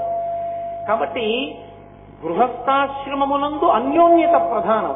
అది ఉన్నంతసేపు యువతల వారి యొక్క బలహీనతలు ఎన్నున్నాయో ఆ బలహీనతలన్నీ తను రక్షించడానికి కారణములుగా ప్రేమ చేత కప్పబడిపోతాయి భర్త దగ్గర. అది అమాయకురాలండి పాపం, ఇప్పటికీ దానికి గడుసుతనం లేదు. ఎక్కడ ఏం చెప్పాలో ఏం చెప్పకూడదో దానికి తెలియదు. కాబట్టి భర్త కంటి పిల్లకి చెప్పుకున్నట్టు ఇంట్లోంచి బయలుదేరే ముందు వాళ్ళు చాలా తెలివైన వాళ్ళు ఇలా అడుగుతారు, నువ్వు తొందరపడి ఏం చెప్పకే, ఏమో మా ఆయనే తెలిసాను నేను సర్దుకుంటానంటే. ఏది బలహీనతో దాన్ని బయట చెప్పడం, తను కప్పుకుంటాడు. కారణం అన్యోన్యత. ఆయనకి తెల్లవారి నిద్ర లేవగానే ఓ కప్పు కాఫీ తాగాలి. ఏదో పై ఊరు వెళ్ళారు, నిద్ర లేచి మొహం గడుపుకుని కాఫీ తాగే మనిషి అని అనుకోరు వాళ్ళు. కాబట్టి వాళ్ళు కాఫీ ఇవ్వరు. ఈవిడ ఏం చేస్తుందంటే, నేను కాఫీ తాగకపోతే ఉండలేనని కాఫీ తయారు చేసుకుని పైటి సాట్ట పెట్టి లోపలికి తెచ్చి కాఫీ తాగేయండి ఇచ్చేస్తుంది. ఆయన బలహీనతను ఆవిడ కప్పించింది. అంటే అవతల వారి బలహీనతని బయట చెప్పడం కాదు, తమ ప్రేమ చేత కప్పేస్తారు. ఈ కప్పేయడం ఉందే దీన్ని అన్యోన్యత. అది అన్యోన్యతగా సిద్ధిస్తుంది దాంపత్యంలో. ఇది ఎప్పుడు ఒండరుల మీద అంత ప్రేమ కలిగింది. ఈ ప్రేమ కలగలేదనుకోండి, ఎప్పుడూ అసహ్యంగా పుట్టింటికొచ్చి ఆడపిల్ల భర్త మీద చెప్పడం, ఆ పిల్లవాడి తల్లిదండ్రులు నా కోడలన్న భావన లేకుండా ఎప్పుడూ పరాయి పిల్ల కిందే కోడల్ని చూస్తూ ఉండడం. ఇక వాళ్ళిద్దరికీ పెళ్లి చేసి ఏమిటి పొందినటువంటి సౌభాగ్యం ఏమీ లేదు. వాళ్ళిద్దరూ దంపతులుగా జీవించట్లేదు. అన్యోన్యత అవసరం అవుతుంది గృహస్థాశ్రమంలో. అన్యోన్యతకి తోడుగా, అందుకే వివాహకాండలో ఈ మంత్రం చెప్తారు, ఆకర్షణ ఉండాలి. ఆకర్షణ ఎందుకు అని మీరు అంటారేమో, ఆకర్షణ లేకపోతే ప్రహృష్టత కలగదు. మనస్సునందు సంతోషము ఉద్భుతము కాదు, సృష్టి ఎందు ఒక లక్షణం ఉంటుంది. సృష్టి ఎప్పుడు జరిగినా ఆనందంతో సంతోషంతో జరగాలి తప్ప ఏడుస్తూ సృష్టి జరగకూడదు.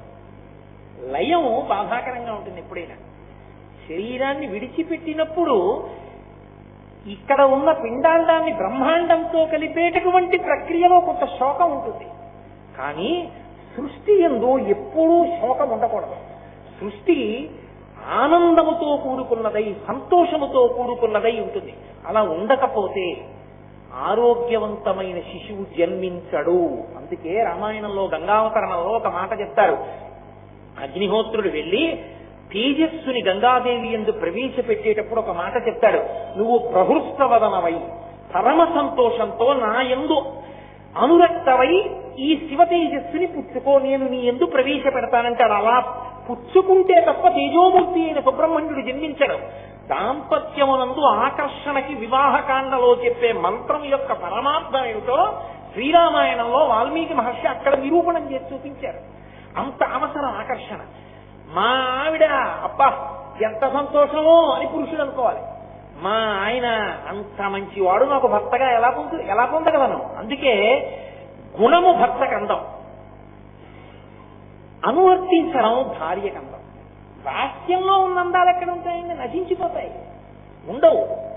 60 ఏళ్ళు 70 ఏళ్ళు వచ్చాక కూడా ఆకర్షణ దేని చేత ఉంటుంది? ప్రారంభంలో శరీర సౌష్ఠవము చేత ఉండవచ్చు.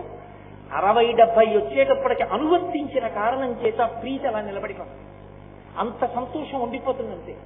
ఈ ఆకర్షణ పండాలి, ప్రతిదీ పండాలి సనాతన ధర్మంలో. ఎందుకంటే పండితే తప్ప ముచ్చుకని తనంత తాను విడవదు. పండనంతసేపు పండి పెట్టుకుని ఉంటుంది. అన్నీ పండిపోవాలి. ఈ ఆకర్షణ అవసరం. సంతాన ప్రాప్తి దగ్గర నుంచి ధరించడం వరకు కూడా అదే. అందుకే భార్య బతికుండగా పుత్రపౌత్రులను చూసి సన్యాసం స్వీకరిస్తే పుత్రం పౌత్రం సమాసాధ్య వానప్రస్థాశ్రమే వసేత్ తపసా షడ్రిపూంజిత్వా. వ్యాసుడు సన్యాసాశ్రమానికి నియమం చెప్పాడు. భార్యతో కలిసి దాంపత్యము నుండి కొడుకుని మనవణ్ణి చూసి వైరాగ్యం వచ్చిన తర్వాత భార్యతో కలిసి వానప్రస్థానికి వెళ్ళి ఇంకా ఆపాటి కూడా ఇక భార్యతో కలిసి ఉండలేనంత వైరాగ్యం వచ్చేస్తే అప్పుడు కూడా భార్యను వదిలి వెళ్ళకూడదు. భార్యని తీసుకెళ్లి కొడుక్కి అప్పచెప్పి సన్యాసం తీసుకోమన్నాడు. కాబట్టి అంత ప్రేమతో నిలబడవలసి ఉంటుంది. ఇది సిద్ధించాలి, పండాలి. ఇది పండకపోతే ఆ గృహస్థాశ్రమానికి అర్థం లేదు, జీవితమూ పండదు, అథవా అసలు సంసారము పండదు. బతికున్నంత కాలము దుఃఖము, శరీరము పడిపోయిన తరువాత కూడా పొందవలసినటువంటి స్థాయిని పొందలేడు. అందుకని గృహస్థాశ్రమం అత్యంత ప్రధానమైన ఆశ్రమమై ఉన్నది. ఇటువంటి ఆశ్రమంలో ఉన్న వాళ్ళందరికీ కూడా ప్రయోజనం కల్పింపబడాలి. అసలు నిజంగా చెప్పాలంటే పెళ్లి కూతుర్ని చేసిన లగాయతు ప్రతి ఆడపిల్ల చేత ఈ స్తోత్రాన్ని చదివించాలి. పెళ్లి అయిన తరువాత కూడా తమ బతుకులు పండడానికి కారణం గృహస్థాశ్రమంలో ఉండేటటువంటి పరిస్థితే కనుక దంపతులు ఇద్దరూ కూడా అర్ధనారీశ్వర స్తోత్రాన్ని చదువుతూనే ఉండాలి ప్రతిరోజు. అసలు అర్ధనారీశ్వర స్తోత్రము నాకు నోటికి రాదు అని ఎవ్వరూ అనడానికి వీల్లేదు. గృహస్థాశ్రమంలో ఉన్నవారు వచ్చి తీరాలి. అందుకిచ్చారు శంకర భగవత్పాదులు. అది వారి కారుణ్యం. మహానుభావుడై జగద్గురువునైన నేను శాస్త్రము తెలిసిన్నవాడను కనుక మీరు అర్ధనారీశ్వర స్తవాన్ని చేసుకోండి అంటే వాళ్ళ ఆ రూపాన్ని ఎలా పట్టుకుంటారు, ఎలా చేస్తారు? అందుకని నేనే ఆ యొక్క స్తోత్రాన్ని ఇస్తాను అని శంకరాచార్యుల వారు మనని అనుగ్రహించారు. ఈ అర్ధనారీశ్వర స్వరూపానికి ఉండేటటువంటి విచిత్రం, పరమశివుని యొక్క శరీరంలో వామార్థ భాగం అంటే ఎడమ చేతి వైపు ఉన్న భాగమంతా పార్వతీదేవి చేత నిండిపోయి ఉంటుంది. ఆవిడ సగం, ఆయన సగం. కాబట్టి సగం శరీరం స్త్రీ, సగం శరీరం పురుషుడు. అసలు అలా ఉండే అవకాశం ఉంటుందా లోకంలో ఎక్కడైనా? సగం స్త్రీగా సగం పురుషుడిగా ఉంటారా అంటే భగవద్ విషయమునందు లీలాస్వరూపములు అని ఉంటాయి. లీలారూపములు అంటే అర్థం ఏంటంటే ఎవరినో అనుగ్రహించడానికి ఈశ్వరుడు అటువంటి రూపమును పొందాడు. ఆయనకు ఆ అవకాశం ఉంది. నువ్వు చెయ్యలేవు కాబట్టి అది సాధ్యం కాదని ఎప్పుడూ అనకూడదు లోకం. నేను ఎందుకు ఈ మాట అంటున్నాను అంటే చంద్రశేఖర భారతీ స్వామి వారిని శృంగగిరి పీఠానికి ఆధిపత్యం వహించారు. వారు శివలింగార్చన చేస్తూ చంద్రమౌళీశ్వరారాధన చేస్తూ ఓం నిధనపతయే నమః, ఓం నిధనపతాంతికాయ నమః అంటూ పువ్వులేస్తూ అలాగే సమాధిలోకి వెళ్ళిపోయారు.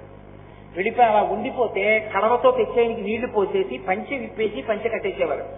ఆయన 2-3 రోజులు ఇలా పువ్వు పట్టుకున్న భంగిమలోనే సమాధిలో ఉండిపోయేవారు. నీకు అలా భక్తితో నిలబడడం చేత కాదు కనుక ఆ చంద్రశేఖర భారతీ స్వామి వారు సమాధిలోకి వెళ్ళడం తప్పని నువ్వు అనకూడదు. నీవు కంటితో చూడని ఎన్నో లోకంలో సత్యాలున్నాయి. భూమి తిరుగుతోంది, నీకు కనపడిందా తిరగడం? భూమి తిరుగుతోందని నువ్వు ఒప్పుకుంటున్నావా, ఒప్పుకోవట్లేదా? సూర్యోదయ సూర్యాస్తమయాలంటున్నావు, సూర్యుడు ఉదయించలేదు అస్తమించలేదు. భూమి అతని సూర్యునికి అందకుండా సూర్య ఛాయ పడకుండా వెనక్కెడితే చీకటి పడింది. కానీ నువ్వు నీ కంటిని ఆధారం చేసుకుని చెప్పావు సూర్యోదయ సూర్యాస్తమయాలు అవుతున్నాయని. తప్పుకున్నది భూమి అసలు నిజానికి. నీ కంటికి కనపడినవన్నీ సత్యాలని, నీ అనుభవంలోకి రాని అసత్యాలని నువ్వు ఎలా అనగలవు? అందుకని పరమశివుడు అలా శరీరంలో అర్ధభాగాన్ని పార్వతీదేవికి ఇవ్వగలిగాడు అంటే అలా ఎలా ఉంటుందండి అని నువ్వు అనకూడదు. ఎందుకు అడగకూడదు అంటే అది లీలాస్వరూపము కనుక. పరమేశ్వరుడికి 63 లీలాస్వరూపములు ఉన్నాయి. అలా ఒకానొకప్పుడు శ్రీ మహావిష్ణువుకి శరీరంలో అర్ధభాగం ఇచ్చారు ఆయన, అప్పుడు హరిహర స్వరూపం వచ్చింది.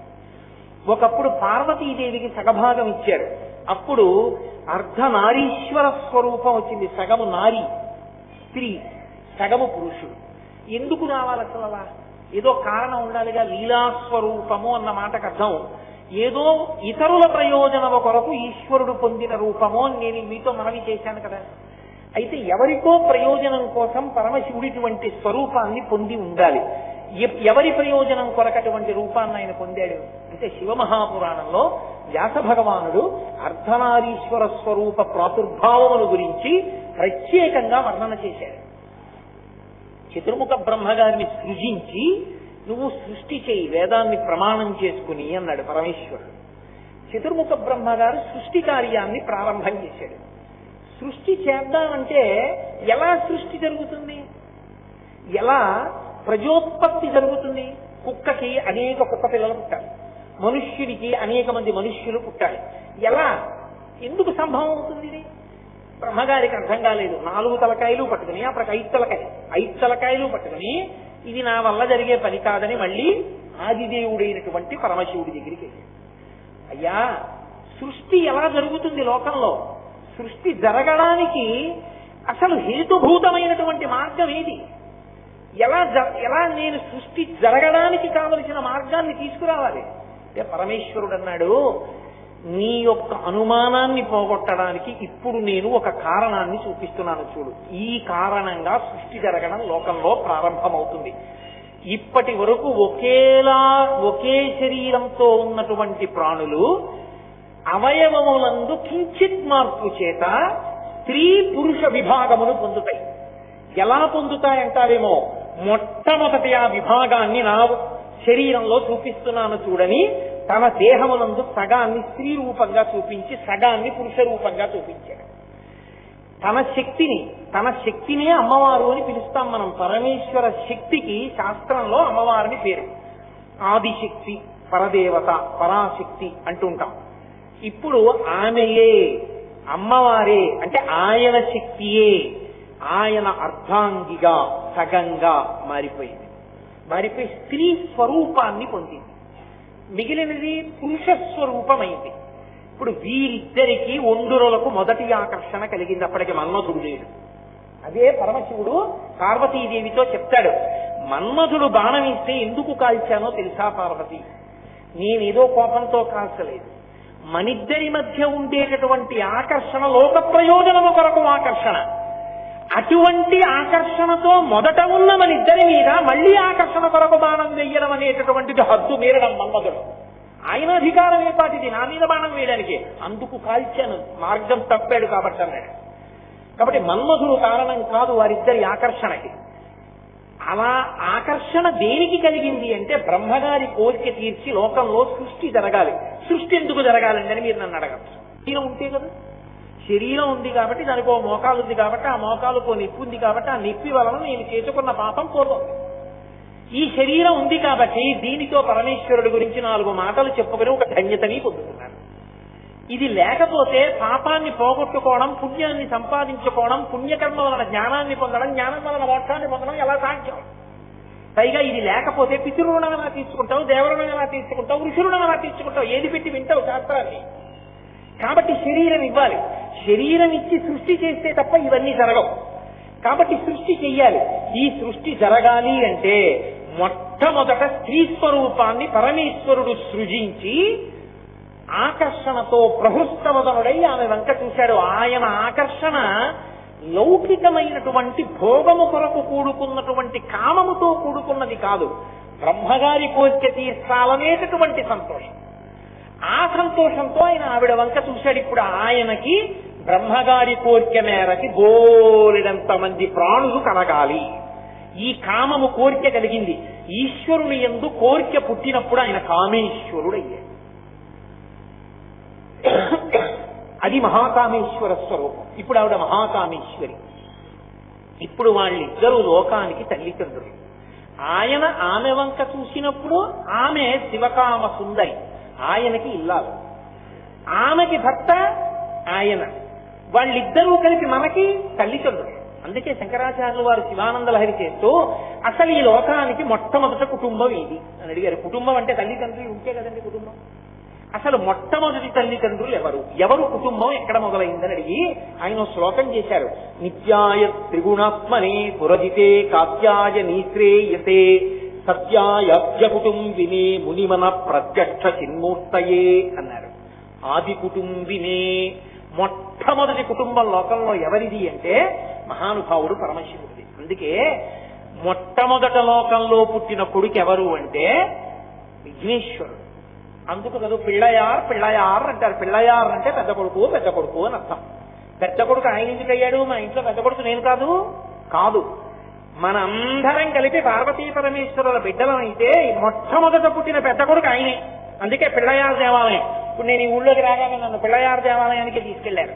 పిళ్ళయార్ అన్నది ద్రవిడ భాషకి సంబంధించిన మాట. పిళ్ళయార్ అంటే పెద్ద కొడుకు అని. మురుగన్ అంటారు. విష్ణు అన్నారట మురుగన్ మరుమగన్ అన్నాడు. మురుగన్ అంటే మేనల్లుడు, విష్ణువు యొక్క మేనల్లుడు. విష్ణువు చెల్లెలు నారాయణి పార్వతీదేవి. పార్వతీదేవి కొడుకు కనుక విష్ణువుకి మేనల్లుడు కనుక మురుగన్ మరుమగన్. ఇంత అందమైన మేనల్లుడు నాకు అల్లుడు అయితే బాగుండని వల్లీదేవిని ఇచ్చి పెళ్లి చేశాడు. అందుకని మురుగన్ మరుమగన్ అంటారు ద్రవిడ దేశంలో. కాబట్టి పిళ్ళయార్ అంటే పెద్ద కొడుకు. కాబట్టి ఎవరిది మొదటి కుటుంబం? కుమరన్, కుమారుడు అంటుంటారు. కుమారుడు రెండో కొడుకు. సుబ్రహ్మణ్యుడు అది మొదటి కుటుంబం. ఆది కుటుంబినే అక్కడ మొదలైంది. మొదటి కుటుంబం వాళ్ళదైతే ఆ తర్వాత వచ్చిన పిల్లలందరం మనం. ఇప్పుడు తల్లిదండ్రులు ఎవరు ఈ లోకానికి అంతటికి? వాళ్ళిద్దరే. అందుకే కాళిదాస మహాకవి వ్యాసహృదయాన్ని పట్టుకుని వాగర్ధ వివసంపృక్తౌ వాగర్ధ ప్రతిపత్తయే జగత పితరౌ వందే పార్వతీ పరమేశ్వరౌ. ఆ పార్వతీ పరమేశ్వరుడు జగత పితరౌ వందే. ఈ జగత్తుకంతటికీ కూడా వాళ్ళు తల్లిదండ్రులు అని నమస్కరించాడు. ఇప్పుడు బ్రహ్మగారి కోరిక తీర్చడం కోసమని తన శరీరంలో సగభాగాన్ని స్త్రీ స్వరూపంగా ప్రకటన చేశాడు. చెయ్యగానే బ్రహ్మగారికి అర్థమైంది, ఓ సృష్టి యందు లింగ విభాగము ఏర్పడాలి ఆకర్షణ కొరకు. నేను మీతో మనవి చేశా కదూ, సృష్టి యందు ఆనందం ఉండాలి, సంతోషం ఉండాలి, ప్రహృష్టవదనుడై చెయ్యాలి. ఆ సృష్టి కార్యమునందు ఎప్పుడు శోకం ఉండకూడదు. ఈ సంతోషము ఆకర్షణ కొరకు శరీరముల యందు ధాతువులవే చర్మము, రక్తము, మాంసము, కొవ్వు, అస్థి, శుక్ల, మేధ అనబడేటటువంటి ధాతువులు తప్ప కొత్తగా ఇంకా ఏ ధాతువులు ఉండవు. కానీ కించిత్ మార్పు చేస్తాడు అవయవాలు. ఆ కించిత్ మార్పు చేయడం వల్ల ఏమైందంటే పురుషుడికి స్త్రీ యందు, స్త్రీకి పురుషుని యందు ఆకర్షణ కలుగుతుంది. ఈ ఆకర్షణ ఆనందమునకు కారణమై ఆరోగ్యవంతమైన చైతన్యవంతమైన సంతానము కలగడానికి హేతువై సృష్టి పరంపరగా నడిచి వెళ్ళడానికి కారణమైంది. కాబట్టి గృహస్థాశ్రమంలో ధర్మ ప్రజాపత్యర్థం సంతానము యోగ్యమైనది కలగాలని బయలుదేరుతున్నావు. కాబట్టి గృహస్థాశ్రమంలోకి నీ బిడ్డలు మంచి వాళ్ళవడమే నీకు సంతోషదాయకం అవుతుంది. కాబట్టి ఒకప్పుడు ఎందుకంటే కొడుకే ఉద్ధరించాలి తద్దినం పెట్టి. అందుకని శరీరం ఉన్నప్పుడు పడిన తరువాత వాడే ఉద్ధరించాలి. కాబట్టి గృహస్థాశ్రమంలో ఉన్న వాళ్ళందరూ చెయ్యవలసిన స్తోత్రం అదిగో ఆ అర్ధనారీశ్వర స్వరూపాన్ని అని శాస్త్రములు నిర్ధారణ చేశాయి. ఆ రూపాన్ని స్తోత్రం చేయకపోతే ఆ గృహస్థాశ్రమంలో వాడు ఏం చెయ్యాలో వాడికి అసలు ఏమీ తెలియని వాడి కింద లెక్క. అది నాకు రాదండి, ఆ స్తోత్రం నాకు రాదండి, అర్ధనారీశ్వర స్తోత్రం అంటే నువ్వు గృహస్థాశ్రమంలో ఉండి కూడా దాని ఫలాన్ని పొందడానికి కావలసినటువంటి విషయాన్ని పొందడంలో ఏమరపాటు పొంది ఉన్నావు అని గుర్తు. శంకర భగవత్పాదులు అందుకని అర్ధనారీశ్వర స్తవాన్ని ఇచ్చారు. అందుకని దాన్ని లీలాస్వరూపం అంటారు.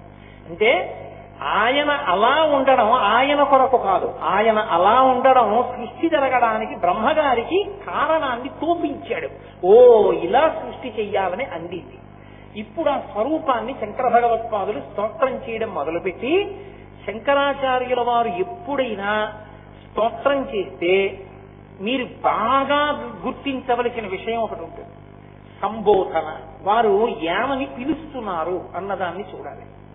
ఎందుచేత అంటే శంకరాచార్య స్వామి వారి చేత రచింపబడినటువంటి స్తోత్రములు కానీ వాంగ్మయం కానీ ఎంత గొప్పగా ఉంటాయని చెప్తారంటే పెద్దలు ఒక మాట అంటారు. పరమ పొదుపరి అయినటువంటి ఇల్లాలు ఇంట్లో భర్త తెచ్చిన పదార్థాన్ని ఎంత జాగ్రత్తగా వాడుతుందో అంత జాగ్రత్తగా అక్షరాల్ని శంకరాచార్యుల వారు వాడుకుంటారు. మీరు శంకరాచార్యుల వారి శ్లోకాల మొత్తం మీద ఏ ఒక శ్లోకంలో ఈ అక్షరాన్ని తీసి ఈ అక్షరం బదులు ఈ అక్షరం పెడితే ఇంకా బాగా అర్థం వస్తుందని మీరు చెప్పలేరు. ఏ వృత్తాన్ని తీసుకుని ఏ అక్షరములను పేరిస్తే దానికి సరి అయిన అర్థం వస్తుందో అలాగే రచన చేస్తారు. ఎలా పిలిస్తే ఆ స్తోత్రం యొక్క వైభవం ప్రకాశిస్తుందో ఆ పేరుతోనే పిలుస్తారు. అందుకే మీరు చూడండి, సౌందర్య లహరిలో అమ్మవారికి 1000 నామములు, 1000 ఎన్నో నామములు ఉన్నా శంకరాచార్యుల వారు సౌందర్య లహరి మొత్తం మీద అమ్మవారిని ఒక 8-9 నామములతోనే పిలుస్తారు తప్ప ఆయన ఎక్కువ నామాలు వాడరు. కారణం ఏమిటంటే పిలిచారు అంటే ఏదో నామాలు ఉన్నాయి కదా ఏదో పేరు పెట్టి పిలవరాయన. అర్ధనారీశ్వర స్తోత్రం అంతా కూడా నా నమస్కారం ఎవరికి అన్న చోట ప్రతి శ్లోకానికి 4వ పాదాన్ని మకుటంగా తీసుకుని అసమానం ఆయన ఏమన్నారంటే ప్రతి 4వ పాదంలోనూ కూడా నమశివాయై చ నమశివాయ. అదే ఆ స్తోత్రంలో నమశివాయై చ నమశివాయ. శివా అంటే అమ్మవారు, శివ అంటే శివుడు. వాళ్ళిద్దరూ ఎంత ఒదిగిపోయారంటే, ఎంత అన్యోన్యత అంటే వాళ్ళ దాంపత్యంలో ఒదిగిపోవడం కాదు, వాళ్ళ పేర్లు కూడా అంత ఒదిగిపోతాయి. అర్ధనారీశ్వర స్థలం అన్యోన్యత గురించి చెప్పినప్పుడు అమ్మవారి పేరు ఏ విశాలాక్షో చెప్పి పరమేశ్వరుడి పేరు త్రయంబకుడో చెప్పారనుకోండి, 2 పేర్లు ఎలా కలుస్తాయి? కలవు. త్రయంబకుడు ఆయన పేరు, విశాలాక్షి ఆవిడ పేరే అయి ఉండొచ్చు, కానీ పేర్లు ఒదిగిపోయాయా? ఒదగవు. కానీ నమశివాయై చ నమశివాయ. ఓ శివ నీకు నమస్కారం, ఓ శివా నీకు నమస్కారం. శివా అంటే పార్వతీదేవి, అమ్మా అయ్యా నీకు నమస్కారం. ఇది చెప్పడానికి ఆయన 2 ఒకేలా ధ్వనించేటటువంటి శబ్దములను తీసుకున్నారు. అంటే పేర్లలో కూడా అంత ఒదిగిపోయినటువంటి అన్యోన్యత వారిది. అందుకే అన్యోన్యత అన్న మాటకు వచ్చేటప్పటికీ పరిణతి కలిగిన వాడు ఎప్పుడైనా దంపతుల మధ్యలోంచి వెళ్ళకు అంటే అర్థం ఏంటో తెలుసా? ఒకసారి పెళ్ళైపోయి వచ్చి మీకు నమస్కారం పెట్టారనుకోండి, ఏంటంటే అటువంటి ఆయనకి ఈ అమ్మాయి ఏంటండి అని కానీ, ఇంత అంతగత్తి అతనేంటండి అని కానీ అనకూడదు. దంపతుల గురించి మాట్లాడితే ఎప్పుడూ ఏం చెప్పాలంటే ఉండరులు ఒకరికొకరు తగినవారు అన్నారు. అందుకే శంకరాచార్యులు వారు శివానందలాగి చేస్తే కళాభ్యాం చూడాలంకృత చితి కళాభ్యాం నిజ తప ఫలాభ్యాం, ఎవరికన్నా ఎవరెక్కువ అనలేదైనా, ఒకరి తపస్సుకు ఒకరు ఫలమైన వారు అంటే. ఆయన తపస్సు అండి ఆవిడ భార్య అయింది, ఆవిడ తపస్సు అండి ఆయన భర్త అయ్యాడు, ఎవరి తపస్సు ఎక్కువ అది చెప్పడం కష్టం అంతే. దంపతులు అంటే నువ్వు మధ్యలోకి వెళ్ళకూడదు, నువ్వు తీర్పు చెప్పకూడదు, ఎవరికన్నా ఎవరు గొప్పవాళ్ళు, ఇద్దరూ సమానమే. అందుకే ఆ తగులంగట్టిన బ్రహ్మ నిర్పరి కదా దప్పాహ తారాతి అయ్యట్టు పోతన గారు కూడా మహానుభావుడు రుక్మిణి కృష్ణుల యొక్క దాంపత్యం గురించి చెప్పవలసి వస్తే ఇద్దరు ఒకరికొకరు తగినవారు అన్నారు తప్ప ఆయనకన్నా ఆవిడ ఎక్కువ ఆవిడకన్నా ఆయన ఎక్కువ అని ఎక్కడ ప్రయోగం చేయలేదు. నమశివాయైత నమశివాయ, వాళ్ళిద్దరూ పేర్లలో కూడా అంత ఒదిగిన వారు. అది బాగుందండి. వారు ఒదిగిపోయారు. వారు ఒదిగిపోతే అలా నమస్కారం చేస్తే మనకేమిటి వస్తుంది? వాళ్ళిద్దరూ శివ శివ, దానికి అర్థం ఏమిటో తెలుసా? మంగళం, భద్రం, శుభం, శోభనం, శాంతి, క్షేమం, యోగం, కళ్యాణం, ఇవన్నీ శివ అన్న మాటకి అర్థాలు. అమరకోశం చూడండి ఎన్ని అర్థాలు చెప్పిందో, ఎన్ని అర్థాలు చెప్తుందో శివనామానికి. అందుకే శివ అన్న ఒక్క మాట ఉన్నదే అది సర్వమంగళములకు కారణమయ్యింది. కవి పుష్పంబగు అగ్ని మంచగు ఆకూపారం భూమిస్థలంబగు శత్రుండతిమిత్రుడు విషము దివ్యాహారమౌ నిన్నగా అవనీమండలి లోపలం శివ శిభిచ్చాభాషణోల్లాసకిన్ శివ నీ నామము సర్వవక్ష్యకరమౌ శ్రీకాళహస్తీశ్వర అంటాడు దుర్జటి. ఆ శివనామం అంత గొప్పది. ఆ శివ అన్నాడనుకోండి, మంగళములు, శోభనములు, భద్రం, క్షేమం, యోగం అన్నీ కలుగుతాయి. శివనామము ఇవ్వలేనిది లోకంలో లేదు. అంత గొప్ప నామము శివనామము. అటువంటి శివనామమును శివ శివ అన్నారనుకోండి, ఇద్దరినీ కలిపి చెప్తే అన్ని సుఖములకు ఆలంబనం ఎక్కడుందంటే దంపతుల మధ్య అన్యోన్యతలో ఉంది ఆ సంతోషం. ఏమి ఉన్నాయని కాదు, ఏమి లేవని కాదు. విశ్వనాథ సత్యనారాయణ గారి 1000 పడగల్లో ఒక మరచెమ్ము రడ్డు పెట్టి దాంపత్యాన్ని చూపిస్తారు. ఇంట్లో ఏముంది ఏమి లేదు అని కాదు, ఆ ఒండుల మధ్య అన్యోన్యత ప్రేమ ఉంటే ఆ తృప్తి అలా ఉంటుంది. ఆ తృప్తి ఉన్న చోట సమస్త ఐశ్వర్యం ఉంది. ఎన్ని ఉన్నా ఒక్కటి లేకపోతే వాళ్ళంత దరిద్రుడు లేడు. శంకర భగవత్పాదులు కౌపీన పంచకం చేశారు. కౌపీనవంత కలు భాగ్యవంత అన్నారు. గోచి పెట్టుకున్న వాడి కన్నా గొప్పవాడు ఎవరన్నారు? సన్యాసి గురించి మాట్లాడుతారు. కాబట్టి తృప్తి ప్రధానం. నాకేమి ఇవ్వలేదండి, దేవుళ్ళంటి భర్తనిచ్చారు. ఏసీలు, కార్లు ఇవి పెద్ద విశేషమా? దొరకద్దు అలాంటి మహానుభావుడు. అటువంటి మహానుభావుడికి ఇల్లాలినయ్యాను, నాకు ఇంతకన్నా ఏం కావాలంటే ఆవిడ అందనుకోండి, ఆవిడ్ని మించిన ఐశ్వర్యవంతురాలు లేదు. ఏం కావాలండి నాకు?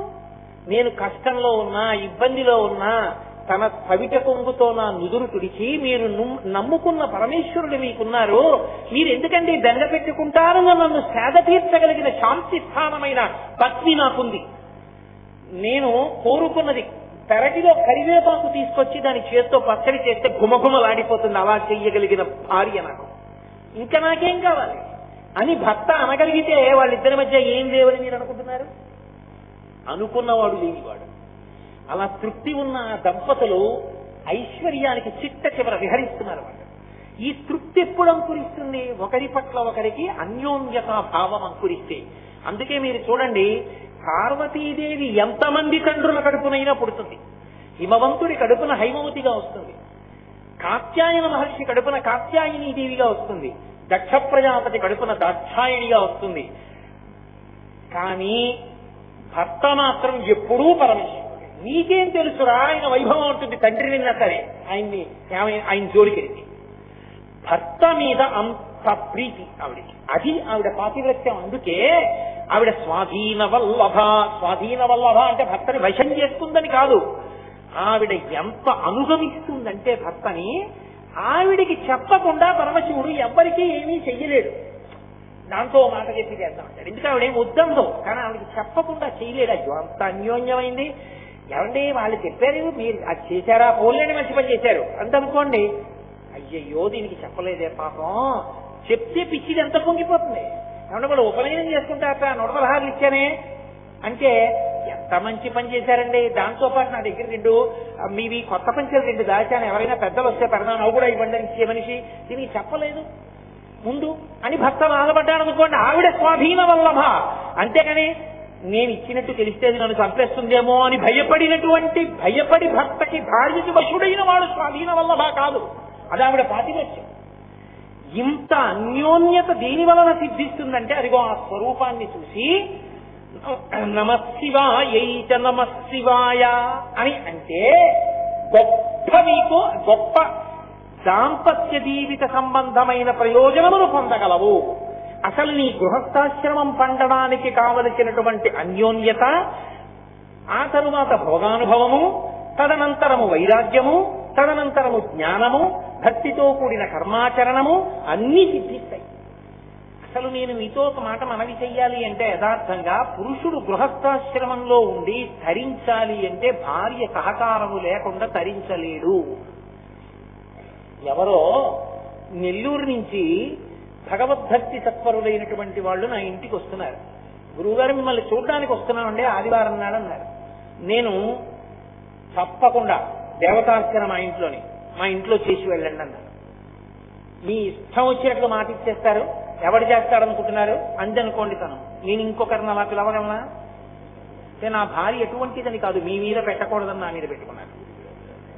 తను మంచి పని చేశారు. అలాంటి వాళ్ళకి వండి పెట్టుకోవడానికి కాకపోతే గృహస్థాశ్రమంలో నేను ఉన్నది ఎందుకు? నా చేత్తో నేను వండుకుని వడ్డించుకుంటానని అందనుకోండి. నేను సంతోషంగా రేపు ఇంకో ఇద్దరిని ఎవరినైనా అనుష్ఠాన తత్పరుల్ని ఇంటికి పిలవగలుగుతాను. ఏమే యజ్ఞం చేస్తున్నారట, మీరేం ఇవ్వక్కర్లేదు, వచ్చి కోసిన పూర్ణాహుతి చేయండి అంటున్నారు. ఓన్లే మనకున్నది మొన్న ఎవరో మోదుగ పుల్లలు తెచ్చి ఇచ్చారుగా, ఆ మోదుగ పుల్లల కట్టోటి పట్టుకుని ఓ డజన్ అరటిపడి గురుకులు పెడదాం. ఎవరో తెచ్చిన ఆవు నెయ్యి ఉందిగా మీ అంటే, సరే ఆవు నెయ్యే కాదు, మీకు ఒక మాట చెప్పనా, మీరు వద్దనద్దు అని భార్య. మొన్న మీరు చిత్తూరులో ఉపన్యాసాలు చెప్పినప్పుడు వాళ్ళు కంచి నుంచి తెచ్చిన ఒక 15,000 రూపాయల పట్టు చీర ఇచ్చారు. ఆ పట్టు చీర ఇచ్చేస్తాను, అందులో పూర్ణాహుతి చేయించండి. మీ భార్యనైనందుకు నా అదృష్టం, మీ పక్కన నిలబడి ఇద్దరం కలిసి పూర్ణాహుతి చేద్దామని అందనుకోండి, నేను సంతోషంగా పూర్ణాహుతికి వెళ్ళగలను. ఎందుకు వచ్చిన దరిద్రం మనకి, ఎందుకంటారు ఇవన్నీ అందనుకోండి, నేనేం చేయగలుగుతాను? కాకపోతే ఒక్కటి మాత్రం వస్తుంది, వైరాగ్యం వస్తుంది. ఏంట్రా ఈ సంసారం, అది నిలబడే వైరాగ్యం కాదు. కాబట్టి భార్య సహకారం లేకుండా పురుషుడు ధరించడు. పురుషుడి చెయ్యి అందుకోని కానీ భార్య ధరించలేదు. ఎందుకంటే ఆయన చెప్పనప్పుడు ఈవిడేం చేస్తుంది స్వతంత్రంగా? ఈవిడకుంది ఈ దేవుడు దయ్యం ఇవన్నీ నాకొద్దు, కావాలంటే నీకు తెచ్చిస్తాను, నువ్వు వెళ్ళన్నాడు. ఆవిడ చేయగలదా పూర్ణాహుతి? కూర్చోపెడతారా ఆవిడ పూర్ణాహుతికి భర్త పక్కన లేకుండా? ఉండదు. భార్య పక్కన లేకపోయినా రవికిల బట్ట పెట్టుకుని పురుషుడు చెయ్యిస్తేమో, భర్త గారి పంచ బొడ్డులో పెట్టుకుని ఆరతి చేయడానికి అవకాశం లేదుగా. కాబట్టి సరి అయిన భర్త దొరకకపోతే భార్య ధరించలేదు. ఇది ఇద్దరు ధరించడానికి మార్గం అయింది. ఇప్పుడు ఈ దాంపత్యం అన్నది ఎంత ముఖ్యమైపోతుందో చూడండి. అసలు యథార్థంగా మాట్లాడితే పరమ భగవత్తత్పరుడైనటువంటి వ్యక్తిని కట్టుకున్న ఇల్లాలుందే, ఆమె శరీరం ఆయన శరీరం ఒకసారి వదిలిపెడితే ఆమె ఖాతాలోనే పుణ్యం ఎక్కువ ఉంటుంది. ఎందుకంటే ఈయన చేసిన దాంట్లో సగం ఆవిడికి వెళ్ళిపోతూ ఉంటుంది.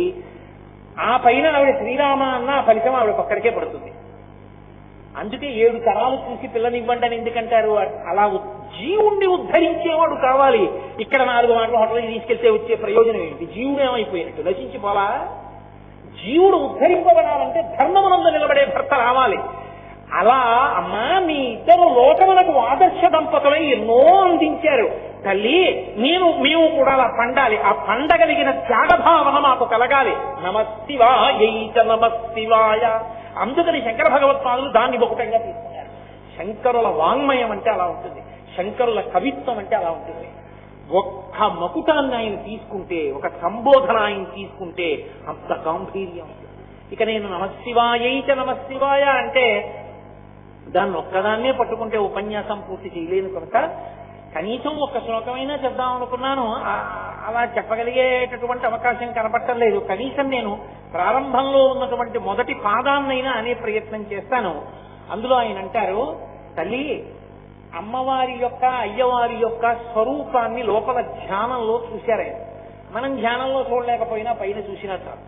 ఆయన అన్నారు, చాంపేయ గౌరార్థ శరీరకాయై, ప్రారంభం చేస్తూ కర్పూర గౌరార్థ శరీరకాయ ధమ్మిల్లకాయై చ జటాధరాయ నమశివాయై చ నమశివాయ.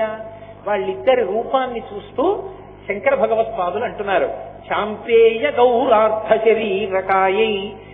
చంపకము అంటే సంపంగి పువ్వు. సంపంగి పువ్వు ఏ రంగులో ఉంటుందో అటువంటి రంగుతో ఉన్నవో అమ్మా. కర్పూర గౌరార్థ శరీరకాయ, కర్పూరం ఎలా ఉంటుందో అంత తెల్లని శరీరము కలిగినటువంటి ఓ పరమశివ. ధమ్మిల్లకాయైచ, చక్కటి కొప్పు వేసుకున్నటువంటి ఓ అమ్మ.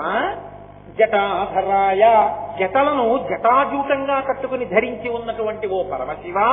నమశివాయ చ నమశివాయ. ఒకటై రెండుగా కనపడుతున్న మీ ఇద్దరికి శివ శివ స్వరూపమునకు నా నమస్కారం. ఇందులో మీరు ఒక గమ్మత్తు చూడండి. ఈ శ్లోకాన్ని చూసినప్పుడు ఇద్దరిగా ఒక్కరిని చూపిస్తూ నమస్కరిస్తున్నారు. ఆ ఒక్కరే రెండుగా కనపడుతున్నారు. దంపతులలో ఉండే లక్షణం ఏంటంటే రెండు శరీరములుగా నడయాడతారు, కానీ మరొక్కరే అయి ఉంటారు. ఈయన మంగళములు ఆవిడితో, ఆవిడ మంగళములు ఈయనతో ముడిపడిపోతాయి. వారు రెండు కాదు. అందుకే కనీసం బాహ్యంలో కూడా దంపతుల మధ్యలో నడవం. ఒకవేళ ఆయనటు ఈవిడిటు నించుంటే బయటికి వెళ్ళవలసి వచ్చింది అనుకోండి, అమ్మా అటు వెళ్ళండి అని ఆయన పక్కకి చేర్చి మనం బయటికి వెడతాం. అంటే ఇద్దరూ ఎప్పుడూ అలా కలిసి ఉంటారు. బయటికి శరీరములు విడివడి ఉన్నా మధ్యలోంచి మనం వెళ్ళాం, పక్కకి చేర్చేస్తాం. అంటే అంతగా కలిసి ఉన్నవారు. అసలు నిజంగా మాట్లాడాలంటే ఆయన అనుగ్రహాన్ని పొందాలంటే ఆవిడ స్తోత్రం చేయాలి, ఆవిడ అనుగ్రహాన్ని పొందాలంటే ఆయన స్తోత్రం చేయాలి. అందుకే శంకరాచార్యుల వారు సౌందర్యలహరి ప్రారంభం చేస్తూ సౌందర్యలహరి అమ్మవారి మీద స్తోత్రం. అమ్మవారిని పొగిడి మొదలుపెట్టలేదు. శివశక్త్యాయుక్తో అంటూ శివశబ్దంతో మొదలుపెట్టారు. ఎందుకని? అయ్యవారి పేరు చేసే అమ్మవారు భూంగిపోయి తన యొక్క స్వరూపం ఏమిటో శంకరాచార్యుల వారి చేత స్తోత్రం చేయింది. ఆయన పేరెత్తకుండా ఆవిడ్నే పొగిడారనుకోండి, ధూర్తుడు ఎవర్రా మహాపతివ్రతని ఆయన్ని పొగడకపోతే నేను నా స్వరూపం తెలియజేస్తానా అని ఆమె ప్రకటన కాదు. అందుకే ఇప్పటికీ పెద్దలు ఒక మాట చెప్తారు, సౌందర్యలహరి బాగా అర్థం కావాలంటే శివానంద లహరి చదివి సౌందర్యలహరి చదవండి అంటే. ఆమె ఎప్పుడూ పరమశివునికి సంబంధించినటువంటి స్తోత్రములనే వింటూ ఉంటుంది. విపంచాగాయంతి వివిధమపదానం పశుపతే అంటారు శంకరాచార్యుల వారు సౌందర్యలహరిలో. సరస్వతీదేవి వీణ మీద వాయిస్తే అమ్మవారి మీద వైభవాన్ని వాయించదు. పాట పాడుతూ వీణ వాయించేటప్పుడు పరమశివుని యొక్క వైభవాన్ని వర్ణిస్తూ పాట పాడుతుంది. అప్పుట అమ్మవారు పొంగిపోయి మా ఆయన ఇంత గొప్పవాడని ఇలా కళ్ళు అరమోట్పు కన్నులతో ఇలా ముఖం కదుపుతుంది. ఆ వీణానాదం వింటూ ఇలా కదుపుతుంటే ఆవిడ చెవులకు ఉన్నటువంటి ఆభరణములు ఇలా కదులుతుంటే అద్దాల్లాంటి బుగ్గల్లో ప్రతిబింబాలు పడతాయిట. తాంబూలం ఇచ్చిన తర్వాత అమ్మవారికి ఒకసారి ధ్యానంలో అలా చూస్తారు. వీణానాద నిమీలిత ఘనయనే విప్రస్థ చూళింబరే అని అలా చూడగలిగిన వారికి సరస్వతీ కటాక్షం. కాబట్టి అమ్మవారి తాంబూల చర్వణం అంత గొప్పది. పతివ్రతగా సువాసినికే అధికారం తాంబూలం వేసుకోవడానికి. అందుకే సభకృతాన్ని గుర్తు ఏంటంటే మధ్యాహ్నం తాంబూల చర్వణం చేస్తుంది స్త్రీ. అమ్మా మీ ఇద్దరు పైకి అలా రెండుగా ఉన్నారు, కానీ మీరు ఒక్కరే. అందుకే ఆయన గురించి ఆవిడ గురించి, ఆయన గురించి ఆవిడ గురించి నమశివాయ చ నమశివాయ ఇద్దరు కలిపి ఒకటిగా ఉన్నారు. అలా మన దాంపత్యం కూడా ఉండాలి అంటే, మనం కూడా అలా పండాలి అంటే, మన తర్వాత కూడా వాళ్ళల్లా బతకండ్రా అని చెప్పుకోవాలంటే పెళ్ళవగానే నవదంపతుల్ని తీసుకెళ్లి వాళ్ళకి దండం పెట్టించి అక్షతలు వేయించండ్రా అనాలంటే, ఎవరింట్లో ఉన్న బిడ్డ పుట్టగానే ఆవిడ కత్తి విప్పిన చీర పట్టుకొచ్చి వెయ్యండ్రా పసిపిల్లాడి కింద అనిపించుకోవాలంటే అదిగో ఆ శ్రమం చెయ్యాలి, ఆ స్తోత్రం చెయ్యాలి. వాళ్ళ అనుగ్రహం ఉంటే తప్ప సిద్ధించదు ఆ దాంపత్యం.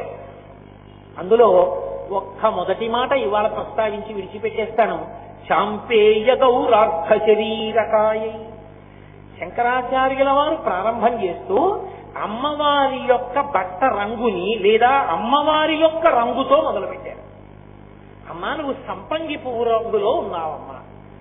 సరే బాగుంది కానండి, మీరు ఇప్పుడే ఏమన్నారు?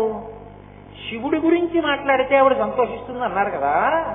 దాంపత్యంలో మొదటి లక్షణం పతివ్రతకి భర్తృస్తోత్రం కదా, ఆయన్ని పొగిడితే కదా సంతోషించాలి. మరి శంకరాచార్యుల వారు అమ్మవారి రంగులు వర్ణిస్తూ ఎందుకు మొదలెట్టారు? ముందుకి కర్పూర గౌరార్థ శరీరకాయ చాంపేయ గౌరార్థ శరీరకాయ అని కదా ఉండాలి శ్లోకం. మరి ముందు అమ్మవారిని పొగుడుతూ ఎలా మొదలెట్టారు? దాంపత్యంలో ఎక్కడైనా ఇంటికి వస్తే మొట్టమొదట ఆ ఇంటి వైభవం ఎక్కడిది అంటే యజమాని కీర్తింపబడేవాడై ఉండాలి. యజమానికి ప్రాప్తి లేకపోతే ఎలా? మరి శంకర భగవత్పాదులు అమ్మవారి స్తోత్రం ఎందుకు మొదలెట్టారు అంటే, మీరు ఒకటి ఆలోచించండి. అమ్మవారిని వర్ణిస్తూ మొదలు పెట్టడంలో శంకరాచార్యుల వారు ఎవరిగా కూర్చుని మొదలెట్టారు? శంకర భగవత్పాదులు ఆ స్తోత్రం చేసేటప్పుడు ఆది దంపతుల యొక్క బిడ్డడు. మీరు నేను కూడా ఎవరం? ఆది దంపతుల యొక్క బిడ్డలం. బిడ్డల మొదటి నమస్కారం ఎవరికి? వేదం యొక్క ప్రమాణంలో మాతృదేవోభవ, పితృదేవోభవ, ఆచార్య దేవోభవ. మొదటి నమస్కారం అమ్మకి. అమ్మకి నమస్కరిస్తూ మొదలు పెట్టాలి స్తోత్రాన్ని. అది ప్రమాణం తెలుసున్నటువంటి వాడు స్తోత్రం చేసేటప్పుడు తల్లికి మొదటి వందనాన్ని సమర్పణం చెయ్యాలి. కాబట్టి అమ్మవారిని పొగడడం కిందకి రాదు, కొడుకుగా తన ధర్మమునందు తాను నిలబడిన వాడై ఉండాలి. అంటే నాకు యోగ్యుడైన కొడుకురా వీడు అని తండ్రి సంతోషిస్తాడు. ఓ వీడు వేద ధర్మాన్ని పాటించాడు, వేద ప్రమాణాన్ని. మాతృదేవోభవ, అమ్మకి నమస్కారం చేశాడు. ఇప్పుడు తండ్రి పొంగిపోతాడు. అందుకని కొడుకుగా స్తోత్రం కనుక శంకరాచార్యుల వారు ప్రారంభం చేసేటప్పుడు ఆ స్తోత్రాన్ని చాంపేయ గౌరార్థ శరీరకాయ కాదు, ఇంకొక పెద్ద రహస్యం ఉంది. పరమశివుడు తెల్లటి రంగుతో ఉంటాడు, అమ్మవారు పసుపు ఎరుపు తెలుపులతో కూడినటువంటి రంగుతో ఉంటుంది. ఈ రంగుకి ఈ తెలుపు రంగు రెండూ కలిపి పక్కన పెట్టారనుకోండి, ఓ పెద్ద ఉపద్రవం ఒకటి వస్తుంది. ఏమిటంటే ఉపద్రవం అంటారేమో, ఈ తెలుపుని ఈ రంగు కప్పేస్తుంది. తెలుపు ఏముందండి, కప్పబడుతుంది. తెలుపు తెల్లటి స్ఫటికలింగం దగ్గరికి వచ్చి ఎర్రటి మందార పువ్వు పెట్టారనుకోండి, స్ఫటికలింగం ఎర్రగా అవుతుంది. అది స్ఫటికలింగం అయినా ఎర్రగా కనపడుతుంది. ఎందుకంటే దానికి ఆ లక్షణం ఉంటుంది. ఇంకొక రంగు వచ్చి చేరిందో తెల్లనిది రంగులా కనపడుతుంది. కాబట్టి ఇలా చూసేటప్పటికీ అర్ధనారీశ్వర స్వరూపాన్ని తెల్లని శివుని రూపం ముందు కంటికి కనపడడం కన్నా పసుపు ఎరుపు తెలుపు రంగులలో ఉన్న అమ్మవారి రూపం ముందు కనపడుతుంది. శంకరాచార్యులు వారు సౌందర్యాలు చేస్తూ ఈ రంగులు ఎలా కప్పుతాయన్న దానికి అద్భుతమైన మాట చెప్పారు. పరిపర తృప్తేన మనస అన్నారు. అమ్మా నీకు శంకరుడు సగం శరీరం కదా ఇచ్చాడు, ఆయన సగం ఇస్తే మిగిలిన శరీరం నువ్వు దొంగిలించావేమో అనుకుంటున్నానమ్మా. అదేమిటి శంకర అంత మాట నేనెక్కడ దొంగిలించాను అంటే, మరి తెల్లని శంకరుల్లో సగం నువ్వు ఎర్రగా ఉంటే ఈ ఎరుపు కాంతి మిగిలిన తెలుపు మీద కూడా పడిపోయి స్పష్టంగా చూస్తే తప్ప శివుడు కనపట్టాలా, నువ్వే అంతా కనపడుతున్నావు. అప్పుడు మిగిలిన సగభాగం కూడా నువ్వు దొంగిలించినట్లు అవలా ఆయన ఇచ్చింది కాకుండా అని నాకు అనుమానం సుమా అమ్మ అన్నారు శంకరాచార్య. అంటే ఆమె ఆయనను ఎలా కప్పేస్తుందో చెప్పారు. ఈ కప్పేయడంలో కంటికి లక్షణం ఏమిటంటే రంగుని ముందు అందుకుంటుంది, దానికి ఆ లక్షణం ఉంటుంది, అది ముందు ఆకర్షణీయమవుతుంది. అందుకే కంటికి ఉన్నటువంటి లక్షణాన్ని నాయక శబ్దంలోంచి నయన వస్తుంది. ఇది మిగిలిన ఇంద్రియాల్ని లాగుతుంది, నాయకుడిగా నిలబడుతుంది కన్ను. ఏదో నేను ఇలా చూస్తూ అలా చూశాను అనుకోండి, అలా చూసేటప్పటికి ఒక మహాత్ముడు నా కంటికి కనపడ్డాడు అనుకోండి, వెంటనే ఆయన మహాత్ముడు రా అని మనస్సు కడుతుంది. మనస్సు వెంటనే రెండు చేతులు జోడించి ఇలా అంటుంది, అప్పుడు ఇలా అంటుంది. నాయక ముందు కన్ను ఎడుతుంది, వెళ్ళి మిగిలిన ఇంద్రియాలని తీసుకెడుతుంది. అందుకని నయన ఎప్పుడైతే ముందు కన్ను రంగు అందుకుందో ఆ రంగునే స్వప్నం చేసేస్తుంది నాలుక. అబ్బా జగజ్జనని మా అమ్మ అనగానే వెంటనే నోటి వెంట ఆయనకి కాంపేయ గౌరర్థ శరీరకాయై అని, మా అమ్మ ఉంటే మా నాన్నగారు ఉంటారే పక్కనే, వారు ఉండురు ఒకరినొకరు విడిచి ఉండరే అని కొంచెం అలా చూస్తే వెంటనే ఆయన తెల్లగా. అప్పుడు వెంటనే మళ్ళీ కర్పూర గౌరర్థ శరీరకాయ. ఇది అనుష్ఠానమునందు ధ్యానంలో చూసినప్పుడు మొట్టమొదట అమ్మవారి రంగు ఎలా కనపడుతుందో చెప్పడం కాదు, దాంపత్యపరంగా కీర్తనం చేసినప్పుడు అమ్మవారు అయ్యవారిని ఎంత కప్పిదాచుకుంటుందో చెప్పడం. కామాక్షి అని మనకి కంచిలో అమ్మవారు ఉంటుంది. ఆ కామాక్షి ఉన్నటువంటి క్షేత్రంలో కాంచీపురంలో శివలింగానికి ఒక్కదానికే ఒక లక్షణం ఉంటుంది, కుచకంకణముద్రితం అంటారు. అక్కడ ఉన్న సైకత లింగాన్ని అమ్మవారు కౌగిలించేసుకుంది. కౌగిలించేసుకుని అసలు ఇంకా శివలింగం కనపడకుండా ఇలా దాచేసుకుంది.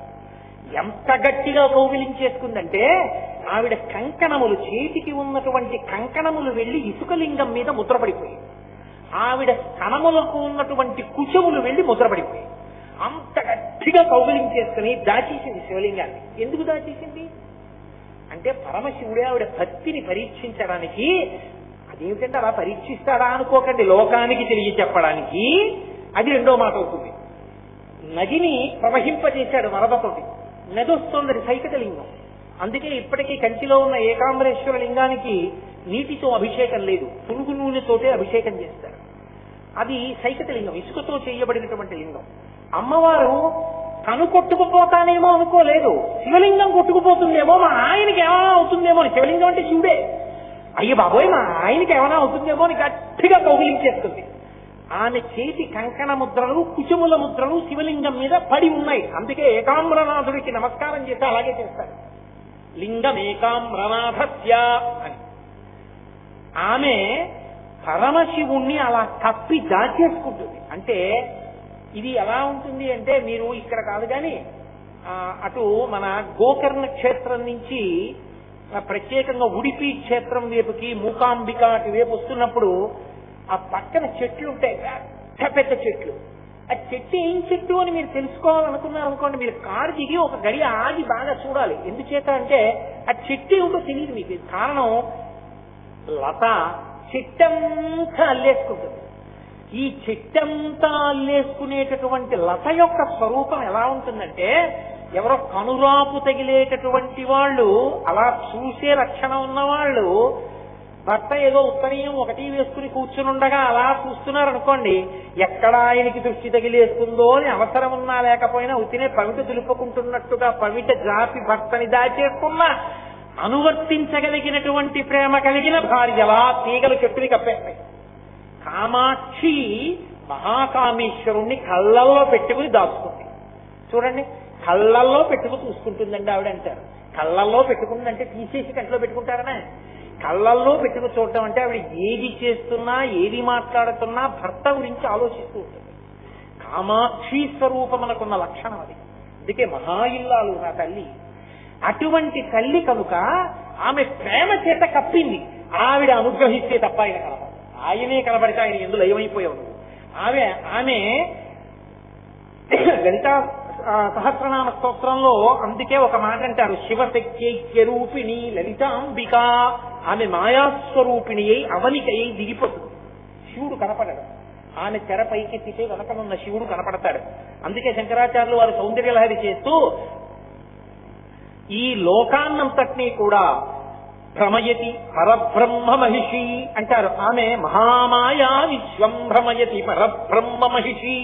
మహామాయాస్వరూపిణి అయి నామరూపముల ఎందు తిప్పుతుంది. ఆవిడ కాని అనుగ్రహించిందా, అంతటా శివుడు కనపడతాడు. ఈ కనపడగలిగిన స్థితి ఆవిడ అనుగ్రహంతో కాని కలగదు. కాబట్టి మనకి శివుడు కూడా కనపడేటట్టు అనుగ్రహించమ్మా.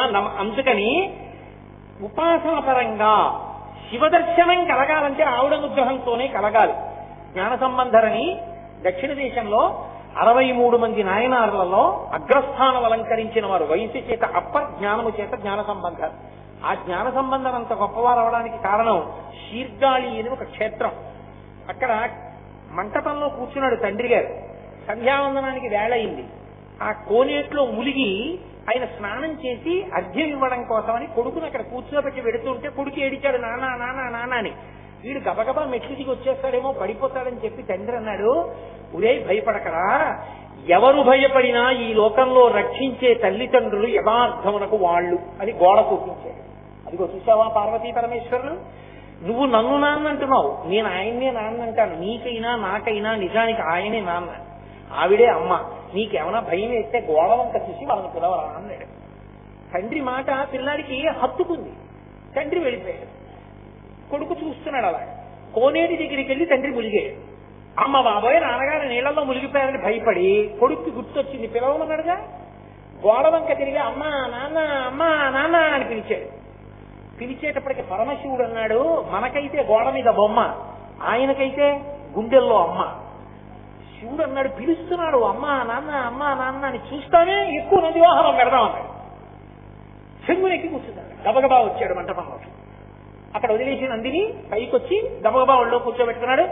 నాన్న నాన్న నాన్న నాన్న అంటున్నాడు వాడు. ఆయన అన్నాడు, వీడు ఏడుస్తున్నాడు పార్వతి, పిల్లలు ఏడిస్తే ఏం చేస్తారు తల్లులు, పాలిస్తారు, పాలి వాడిని ఓదార్చు అన్నాడు. ఏమిటో తేలిగ్గా చెప్పేస్తున్నారు, నా స్థనమును కాని తాగాడో మీరు తెలిసిపోతారు. శివుడు అర్థమైపోతాడు, నా పాలు తాగితే ఇమ్మంటారా అంది. నేను అర్థం అవుతానో ఏమో, పిలిచాడు అమ్మా నాన్న అని ఇచ్చేసేయండి. ఆవిడ ఒళ్ళో పడుకోబెట్టుకుని స్తన్యం ఇచ్చేసింది. ఇవ్వగానే తండ్రి సంధ్యావనం పూర్తి చేసుకుని వచ్చాడు. వీళ్ళు అంతర్ధానమై మళ్ళీ వెళ్ళిపోయాడు. ఆయన చూశాడు, పిల్లాడి నోటికి పాల నురుగు పాలు ఉన్నాయి. ధూర్తురా ఎవరి పాలు తాగేవరా అన్నాడు. ఆ పిల్లాడు మాట్లాడలేదు. ఆ మూతి తుడిచేసి ఆ పిల్లాడిని ఎత్తుకుని గుళ్ళో పెడుతున్నాడు. వాడి 2 చేతులు ఇలా కదుపుతూ పత్తికాలు అంటారు తమిళ దేశంలో. వాడు పరమశివుడి మీద స్తోత్రాలు పత్తికాలు పాడటం మొదలుపెట్టాడు. ఆ చిన్ని పిల్లవాని యొక్క చేతులు కందిపోతాయేమో అని పార్వతీ పరమేశ్వరులు పైనుంచి తాళాలు కిందకి విడిచిపెట్టారు. ఆ తాళాలు వాయిస్తూ ఉన్నంత కాలం జ్ఞాన సంబంధాలు అవి వాయిస్తూనే పత్తికాలు పాడేవారు. అమ్మవారి ధన్యమును తాగినంత మాత్రం చేత ఇదే సౌందర్యాల్లో ద్రవిడ శిశువు అంటారు శంకరాచార్యులు వారు. జ్ఞాన సంబంధ శివ దర్శనాన్ని పొందగలిగారు. అమ్మ అనుగ్రహంతో అయ్యే దర్శనం అవుతారు. ఆవిడ అనుగ్రహించాలి. మహామాయా స్వరూపిణి అయిన తల్లి ఉద్ధరిస్తే శివుడు అర్థం అవుతాడు, సత్యం తెలుస్తుంది.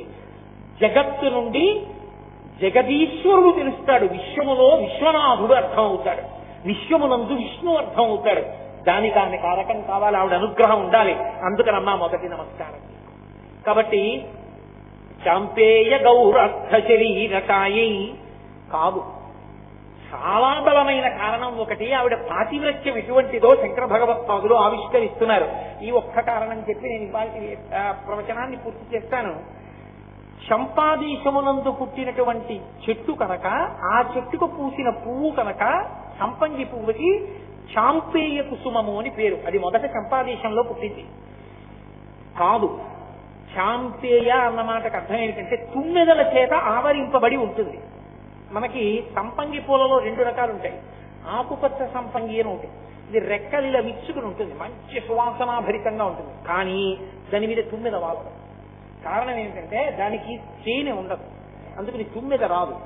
ఏ పువ్వు మీదైనా తుమ్మెద వాలకపోతే ఆ పువ్వుకి అమర్యాద శాస్త్రం. కాబట్టి ఆకుపచ్చ సంపంగి ప్రీతి అని కానీ ఆకుపచ్చ సంపంగితో అమ్మవారిని పోల్చడం కానీ ఎప్పుడు చెయ్యరు. రెండవది సింహాచలం సంపంగి అంటారు. సింహాచలం సంపంగి పసుపు, ఎరుపు, తెలుపు 3 కలిసిన రంగుతో ఉంటుంది, మంచి సువాసనాభరితంగా ఉంటుంది. మీరు ఎప్పుడైనా అలా చేశారో లేదో నాకు తెలియదు, కానీ అసలు ఆ సంపంగి పూలతో పూజ చేసి తలుపేసి మరునాడు తలుపు తీసినప్పుడు పూజా మందిరం ఉంటుంది. అవి తమలో ఉన్న సర్వస్వాన్ని పరమేశ్వరుడికి అర్పణం చేశాయా అనిపిస్తుంది.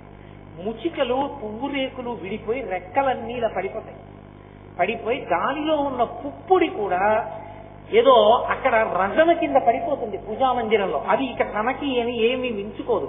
పరమశివుని మ్రోల తాను విడిపోయి ఆయనలో ఐక్యం అయిపోయిందేమో, దీనిలా నేను బతకగలనా అనిపిస్తుంది సంపంగి పువ్వు పూజ చేసి. అటువంటి సంపంగి పువ్వు ఉంది, అది సింహాచల సంపంగి. అమ్మవారిని చెప్పేటప్పుడు శంకరాచార్యులు వారు అదిగో ఆ పువ్వుతో చెప్తున్నారు. చాంపేయ గౌరర్థ శరీరకాయై. ఎందుకు వచ్చింది ఆవిడికి ఆ రంగు? అసలు ఆమె హిమవంతునికి కుమార్తెగా జన్మించినప్పుడు నల్లని పిల్లగా పుట్టింది. నల్ల పిల్లగా పుట్టింది కాబట్టే కాళీ అని పిలిచాడు హిమవంతుడు. ఆయన పెట్టుకున్న పేరు కాళీ. నల్ల పిల్లగానే ఆమె పరమశివుణ్ణి చేపట్టి. పార్వతీదేవి రంగు నలుపు, అందుకే నారాయణ నారాయణి వాళ్ళిద్దరూ అన్నా చెల్లెలు. శివ శివ అలాగే నారాయణి నారాయణి భార్యాభర్తలు కారు, అన్నా చెల్లెలు. అందుకే అన్నగారు నలుపు, చెల్లెలు నారాయణి నలుపు. ఇప్పుడు ఈ నల్లని పిల్ల కాళీ పరమశివునికి లాలైంది. ఆయన కర్పూర గౌరర్థ శరీరకాయై. పక్కనే చెప్పారుగా శంకరాచార్యుల వారు, చల్లటి శరీరం అయింది. స్ఫటికమణి నిభం. స్ఫటికమణి ఎలా ఉంటుందో, కర్పూరం ఎలా ఉంటుందో అలా ఉంటాడు ఆయన. ఆయన ఇప్పుడు ఈమె నలుపుని ప్రశ్నించలేదు. ఇంత తెల్లగా ఉంటాను, నువ్వు ఇంత నల్లగా ఉంటావని ఆయన అనలేదు. ఆయనకు అటువంటి భావన ఉండదు. అసలు లోకంలో పెద్దలకే ఉండనప్పుడు ఇక పరమేశ్వరుడు కుట్టిందా? కానీ ఒకానొక నాడు జరగవలసిన దేవతా కార్యాన్ని ఆలోచించాడు. అదే లీల అంటారు. ఆలోచించి అమ్మవారిని ప్రేరేపిస్తే తప్ప జరగదు. అందుకని ఆయన ఏం చేశాడు, పక్కన కూర్చున్న పార్వతీదేవి వంక ఒకసారి ఇలా చూశాడు, తన వంక ఒకసారి ఇలా చూసుకుని ఆవిడ ఓ ఆయన రంగు నా రంగు చూస్తున్నారు అని అర్థమయ్యేటట్టుగా చూసి ఓ చిన్న నవ్వు నవ్వి కాళీ అని. వెంటనే ఆవిడికి ఎక్కడ లేని కోపం వచ్చింది. కోపం వస్తుందా అండి అంటే అలా వస్తేనే అందం. దంపతుల మధ్య ఎప్పుడూ కోపం రాలేదనుకోండి, ఆ దాంపత్యంలో ఏదో దోషం ఉందని గుర్తు. దంపతులు అన్న తర్వాత ఎక్కడో చిన్న అలక రావాలి, ఎవరి ముందు మాట్లాడుకోవాలనుకోవాలి, కొంచెం కోపం నటించాలి, ఆ తర్వాత కలుసుకోవాలి, అదో మాధుర్యం. అది ఆది దంపతుల మధ్య కూడా ఉంటుంది. శంకరులంతటి వారు సౌందర్యలహరిలో దీన్ని వర్ణించారు. వృషా కృత్వా గోత్ర స్థలన మధవై రక్షసవితం అన్న శ్లోకంలో. ఇప్పుడు మళ్ళీ ఆ శ్లోకం అని చెప్తే ఎక్కడ అవుతుంది? కాబట్టి వాళ్ళ మధ్య చిన్న అలక అన్నది ఉంటుంది. కానీ మన అలకలు ఎందుకు పనికొస్తాయంటే ఇదిగో ఇలా గొడవలు పడ్డానికి పనికొస్తాయి. కానీ వాళ్ళ అలకలు ఎందుకు పనికొస్తాయంటే లోక కళ్యాణములకు పనికొస్తాయండి. లీలగా అలక వాళ్ళు, అంతేకాని హేయమైన అలక కాదు. కానీ దాంపత్యపరంగా శ్లాఘనీయమని ఆవిడ వంక చూసి కాళీ అన్నాడు శివుడు. వెంటనే ఆవిడకి అర్థమైంది, ఓహో స్వామి మీరు తెల్లగా ఉంటారు, నేను నల్లగా ఉంటాను అంటే ఒక్క విషయంలో నేను మీకు తగినదానను కానన్న భావన మీ మనసులో ఉందన్నమాట. మీరు బయట పెట్టలేదు. బయట పెట్టకుండా నా పట్ల మీరు ఎంతో సంతోషంగా ఉన్నట్లుగా నటించిన మహానటుడు మీరు. సంధ్యానృత్యం కాదు, నాతోనే నటించారు ఇన్నాళ్ళు. కాబట్టి నేను కూడా మీ మనసు పొంగిపోయే రంగు పొందుతాను, ఈ నలుపు రంగు వదిలేస్తాను అని ఆవిడ వెళ్ళి తపస్సు మొదలెట్టి. తపస్సు మొదలెడితే అయోమయానికి గురైన వాడు ఎవరంటే బ్రహ్మగారు. ఆయన వచ్చాడు. ఎందుకు అయోమయం వచ్చిందంటే ఆయన వచ్చి అన్నాడు, అమ్మా నీ తపస్సు ఎందుకో నాకు అర్థం కాలేదు అన్నాడు. ఆవిడండి ఏమీ లేదయా, పరమేశ్వరుడు నా వంక చూసి కాళీ అన్నాడు. నా రంగు నలుపని కదూ, నేను ఒక అద్భుతమైన రంగు పొందాలని తపస్సు చేస్తున్న ఆయన మనసు ప్రీతి పొందాలి నా రంగు చూసి. ఇంకెప్పుడు నన్ను ఆయన కాళీ అని ఆయనకన్నా నేను రంగు తక్కువదాన్నన్న భావన ఆయన మనసులో ఉండకూడదు, అందుకు వచ్చారు. ఆయన అన్నాడు, అంతవరకు బాగానే ఉందనుకో అమ్మా, వాంఛితార్థ ప్రదాయిని, లోకంలో అందరికీ కోరికలు తీర్చేదానివి నువ్వా? నీకెవరు తీర్చాలన్నా కోరిక? నువ్వు తలుచుకుంటే ఆ నలుపుపోయి నీకు కావలసిన రంగు పొందలేవా? మరి ఎవరి గురించి తపస్సు చేసి ఎవరి అనుగ్రహంతో నువ్వు రంగు మార్చుకోవాలనుకుంటున్నావు? తల్లి నేను ఒక్క మాట చెప్తాను, చెయ్యి అన్నాడు. ఏం చేయమంటావండి? నీకు నలుపు మీద కదు విరక్తి వచ్చింది, ఇప్పుడు నీ నలుపుతనాన్ని అంతటినీ వదిలిపెట్టు. నీ శరీరంలో ఉన్న నలుపు రంగునంతటినీ కూడా నేను వేరొక శరీరానికి ఇస్తాను. నీలోంచి వచ్చినటువంటి ప్రతిబింబ స్వరూపమైనటువంటి వేరొక శరీరానికి. ఇప్పుడు ఈ నల్లటి పిల్ల దేనికి పనికి రావాలంటే నువ్వు ఆయన ఇల్లాలివి, కానీ నీలోంచే విడిచిపెట్టబడిన నల్ల రంగుతో కూడుకున్న పిల్ల కన్యక, ఆమెకి ఇంకా పెళ్లి కాలేదు. ఆ కన్యక కాళీ రూపంలో నల్లగా ఉన్న ఆ పిల్ల శుంభ విశుంభుల్ని చంపాలి. అందుకునమ్మా కన్యక చేతిలో చచ్చిపోతానన్నాడు కాబట్టి ఆ నలుపు రంగు వదిలిపెట్టు అన్నాడు. ఆమె నలుపు రంగు వదిలిపెట్టింది. ఆ నలుపు రంగు శరీరాన్ని పొంది వేరొక అమ్మవారిలోంచే వచ్చిన వేరొక శరీరాన్ని పొంది నల్ల పిల్లగా కాళీ అన్న పేరుతో వచ్చి అక్కడ నిలబడితే, కాళీ అమ్మవారికి ఉన్న మొదటి నామం కనుక బ్రహ్మగారి ఇప్పుడు ఆ పిల్లకి కౌశికి అని పేరెట్టాడు. పెట్టి సింహవాహనాన్ని సమకూరిస్తే ఆ పిల్ల వెళ్లి శుంభనిశుంభుల్ని పరిమార్చింది. అంటే రాక్షస సంహారము కొరకు భూత భవిష్యత్ వర్తమాన కాలములు తెలుసున్నటువంటి పరమశివుడు ఆడినటువంటి నాటకం కాళీ అని. అమ్మవారి వలన ప్రయోజన సిద్ధి పొందాలని. అమ్మవారు మాత్రం అయ్యవారితో ఆనుకూల్యత ఎందుకు కించిత్ తేడా వచ్చినా ఆవిడ ఒప్పుకోదు. ఆవిడ పాతివ్రత్యం అటువంటిది, అన్ని విధాలా ఆయనకి తగిన దానం అవ్వాలి. ఇప్పుడు ఆవిడ అనుకుంది, లలిత ఎరుపు రంగులో ఉంటాను, ఎరుపు రంగులో ఉంటాను, నల్లగా కాళీ ఉంటాను. మా ఆయన నల్లగా ఉన్నందుకు కదూ నన్ను అలా అన్నారు. కాబట్టి ఇప్పుడు మా ఆయన మురిసిపోవాలంటే, ఆయన తెలుపు నా ముందు పేలవంగా ఉండాలంటే నేను ఒక గొప్ప రంగు పొందుతానని తెలుపు ఎరుపు పసుపులతో కూడుకున్న రంగులోకి మారి గౌరీ అని పేరు పెట్టుకుని వెళ్ళి పక్కన కూర్చొని పరమశివుడు చూసి అన్నాడు, ఏమిటి కాళీ అన్నందుకే ఇంత ఉద్ధతి అన్నాడు. ఆవిడంది, ఏమో మీరు ఎందుకన్నా ఇలా చూసుకుని ఇలా చూసి కాళీ అంటే నేను భరించలేకపోయాను. దాంపత్యంలో ఆ పాటి నీకు తగిన దానను కానన్న మాట కూడా నేను భరించలేకపోయాను. అందుకే ఇప్పటికీ ఆడపిల్ల పెళ్లి చేసే ముందు గౌరీ తపస్సు చేయిస్తారు. గౌరీ పూజ చేయించడానికి కారణం ఏంటంటే అమ్మవారికి షోడశోపచారాలతో శ్రద్ధగా పూజ చేసి వీడియో మీద పిచ్చితో ఇటు తిప్పి పూజ చేయకూడదు. అమ్మవారిని పూజ చేసి, అమ్మా మీరు ఆది దంపతులే, నిన్నొక్కసారి కాళీ అంటేనే నీకంత కోపం వచ్చిందే, అమ్మా నేను గృహస్థాశ్రమంలో పెడుతున్నాను, నా సంతోషం అంతా ఆయనతోటిదే కదా, నా అదృష్టమే నువ్వు దొరకడం అని ఆయన అన్నప్పుడు కదూ నా మనసుకి ఆనందం. దానికి మాలిందని అంటే నాకు ఎంత బాధగా ఉంటుందమ్మా. అందుకని నా భర్త మనసులో నాకు పరిపూర్ణమైన స్థానం కలిగి మీ ఇద్దరూ సంతోషంగా ఉన్నంత సంతోషంగా ఉండగలిగిన అదృష్టాన్ని నాకు కూడా కృప చేయి. ఆడతనంలో నీలాంటి పిల్లనేగా, నీకేది బాధ కలిగించిందో అది నాకు బాధ కలిగిస్తుందిగా. అందుకనమ్మా నన్ను మాత్రం భర్తతో అన్యోన్యత విషయంలో ఎన్నడూ లేనిదానము చెయ్యకుసుమా అని గౌరి తపస్సు చేసి అప్పుడు పీటల మీద పెడుతుంది అమ్మవారిని ప్రార్థించి. అటువంటి తల్లి కాబట్టి ఇప్పుడు అటువంటి చాంపేయ గౌరర్థ శరీరకాయై. అమ్మా నీ భర్త ఒక లీల చేసి రాక్షస సంహారము కొరకు లోకరక్షణ కొరకు నీలోంచి కౌశికీ రూపాన్ని ఆవిష్కరింపచేసినవాడు. నువ్వో నీ భర్త యొక్క ప్రీతి కొరకు పసుపు ఎరుపు తెలుపు రంగులతో ఉన్నటువంటి సంపంగి పువ్వు యొక్క రంగుని పొందినటువంటి దానివి. తుమ్మెదలు ఎప్పుడూ గుమిగూడి ఉంటాయి సంపంగి పువ్వు మీద. సింహాచలం సంపంగి తోటల్లోకి మీరు ఎప్పుడైనా వెళ్ళారో లేదో నాకు తెలియదు. తుమ్మెదల రథ వినపడుతూ ఉంటుంది అక్కడ. ఎన్ని తుమ్మెదలు తిరుగుతాయో సంపంగి తోటల్లో. రాసుపావులు కూడా తిరుగుతుంటాయి. పరమేశ్వరుని యొక్క చూపులే ఆ తుమ్మెదల బారులు, అమ్మవారి యొక్క ముఖమే ఆ సంపంగి పువ్వు. ఆయనని మహాకామేశ్వరుడిగా నిలబెట్టగలిగిన అందమావిడిది కనుకనే, ఆ పాతివ్రత్యం అటువంటిది కనుకనే కాముణ్ణి కాల్చిన వాణ్ణి తీసుకొచ్చి పక్కన కూర్చోబెట్టుకుని తాళి కట్టించుకుని కామీత బద్ధ మాంగళ్య సూత్ర శోభిత కంధరా అని పిలుచుకుంది. అమ్మా అంతటి పతివ్రతవమ్మా, అటువంటి తల్లికి నేను కొడుకునవడం నా అదృష్టం. అందుకని మొదటి నమస్కారం నీకేనమ్మా. అందుకని చాంపేయ గౌరర్థ శరీరకాయై కర్పూర గౌరర్థ శరీరకాయ. ఇవాళ అమ్మ అయ్యా సంతోషం పొందారు కాబట్టి అయ్యవారి తెలిపి ఏమిటో రేపటి రోజున విందురు గాని. రేపు సాయంకాలం 6:30 ఖచ్చితంగా ప్రారంభం చేస్తాను. ఇక ప్రారంభోపన్యాసాలు పరిచయాలు అవి ఏమీ ఉండవు.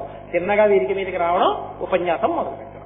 కాబట్టి ఇవాళకి ఇప్పటికే సమయం చాలా దాటింది కాబట్టి ఇక్కడతో ప్రవచనాన్ని పూర్తి చేస్తూ మంగళాశాసనపరై మదాచార్య పురోగమై సర్వైష్ట పూర్వైరాచార్యై సత్కృతాయాస్తు మంగళం. మంగళం కోసలేంద్రాయ మహనీయ గుణాత్మనే చక్రవర్తి తనూజాయ సర్వభౌమాయ మంగళం. ఉమాకాంతాయ కాంతాయ కామితార్థప్రదాయిని శ్రీగిరీశాయ దేవాయ మలినాథాయ మంగళం. కరచరణకృతం వా కర్మవక్కాయజం వా శ్రవణైనిజం వా మనసం వా పరాధం విహితం వా సర్వమేత్తక్షమస్వా శివ శివ కరుణాబ్ధే శ్రీ మహాదేవ శంభో. సర్వం శ్రీ ఉమామహేశ్వర పరబ్రహ్మార్పణమస్తు.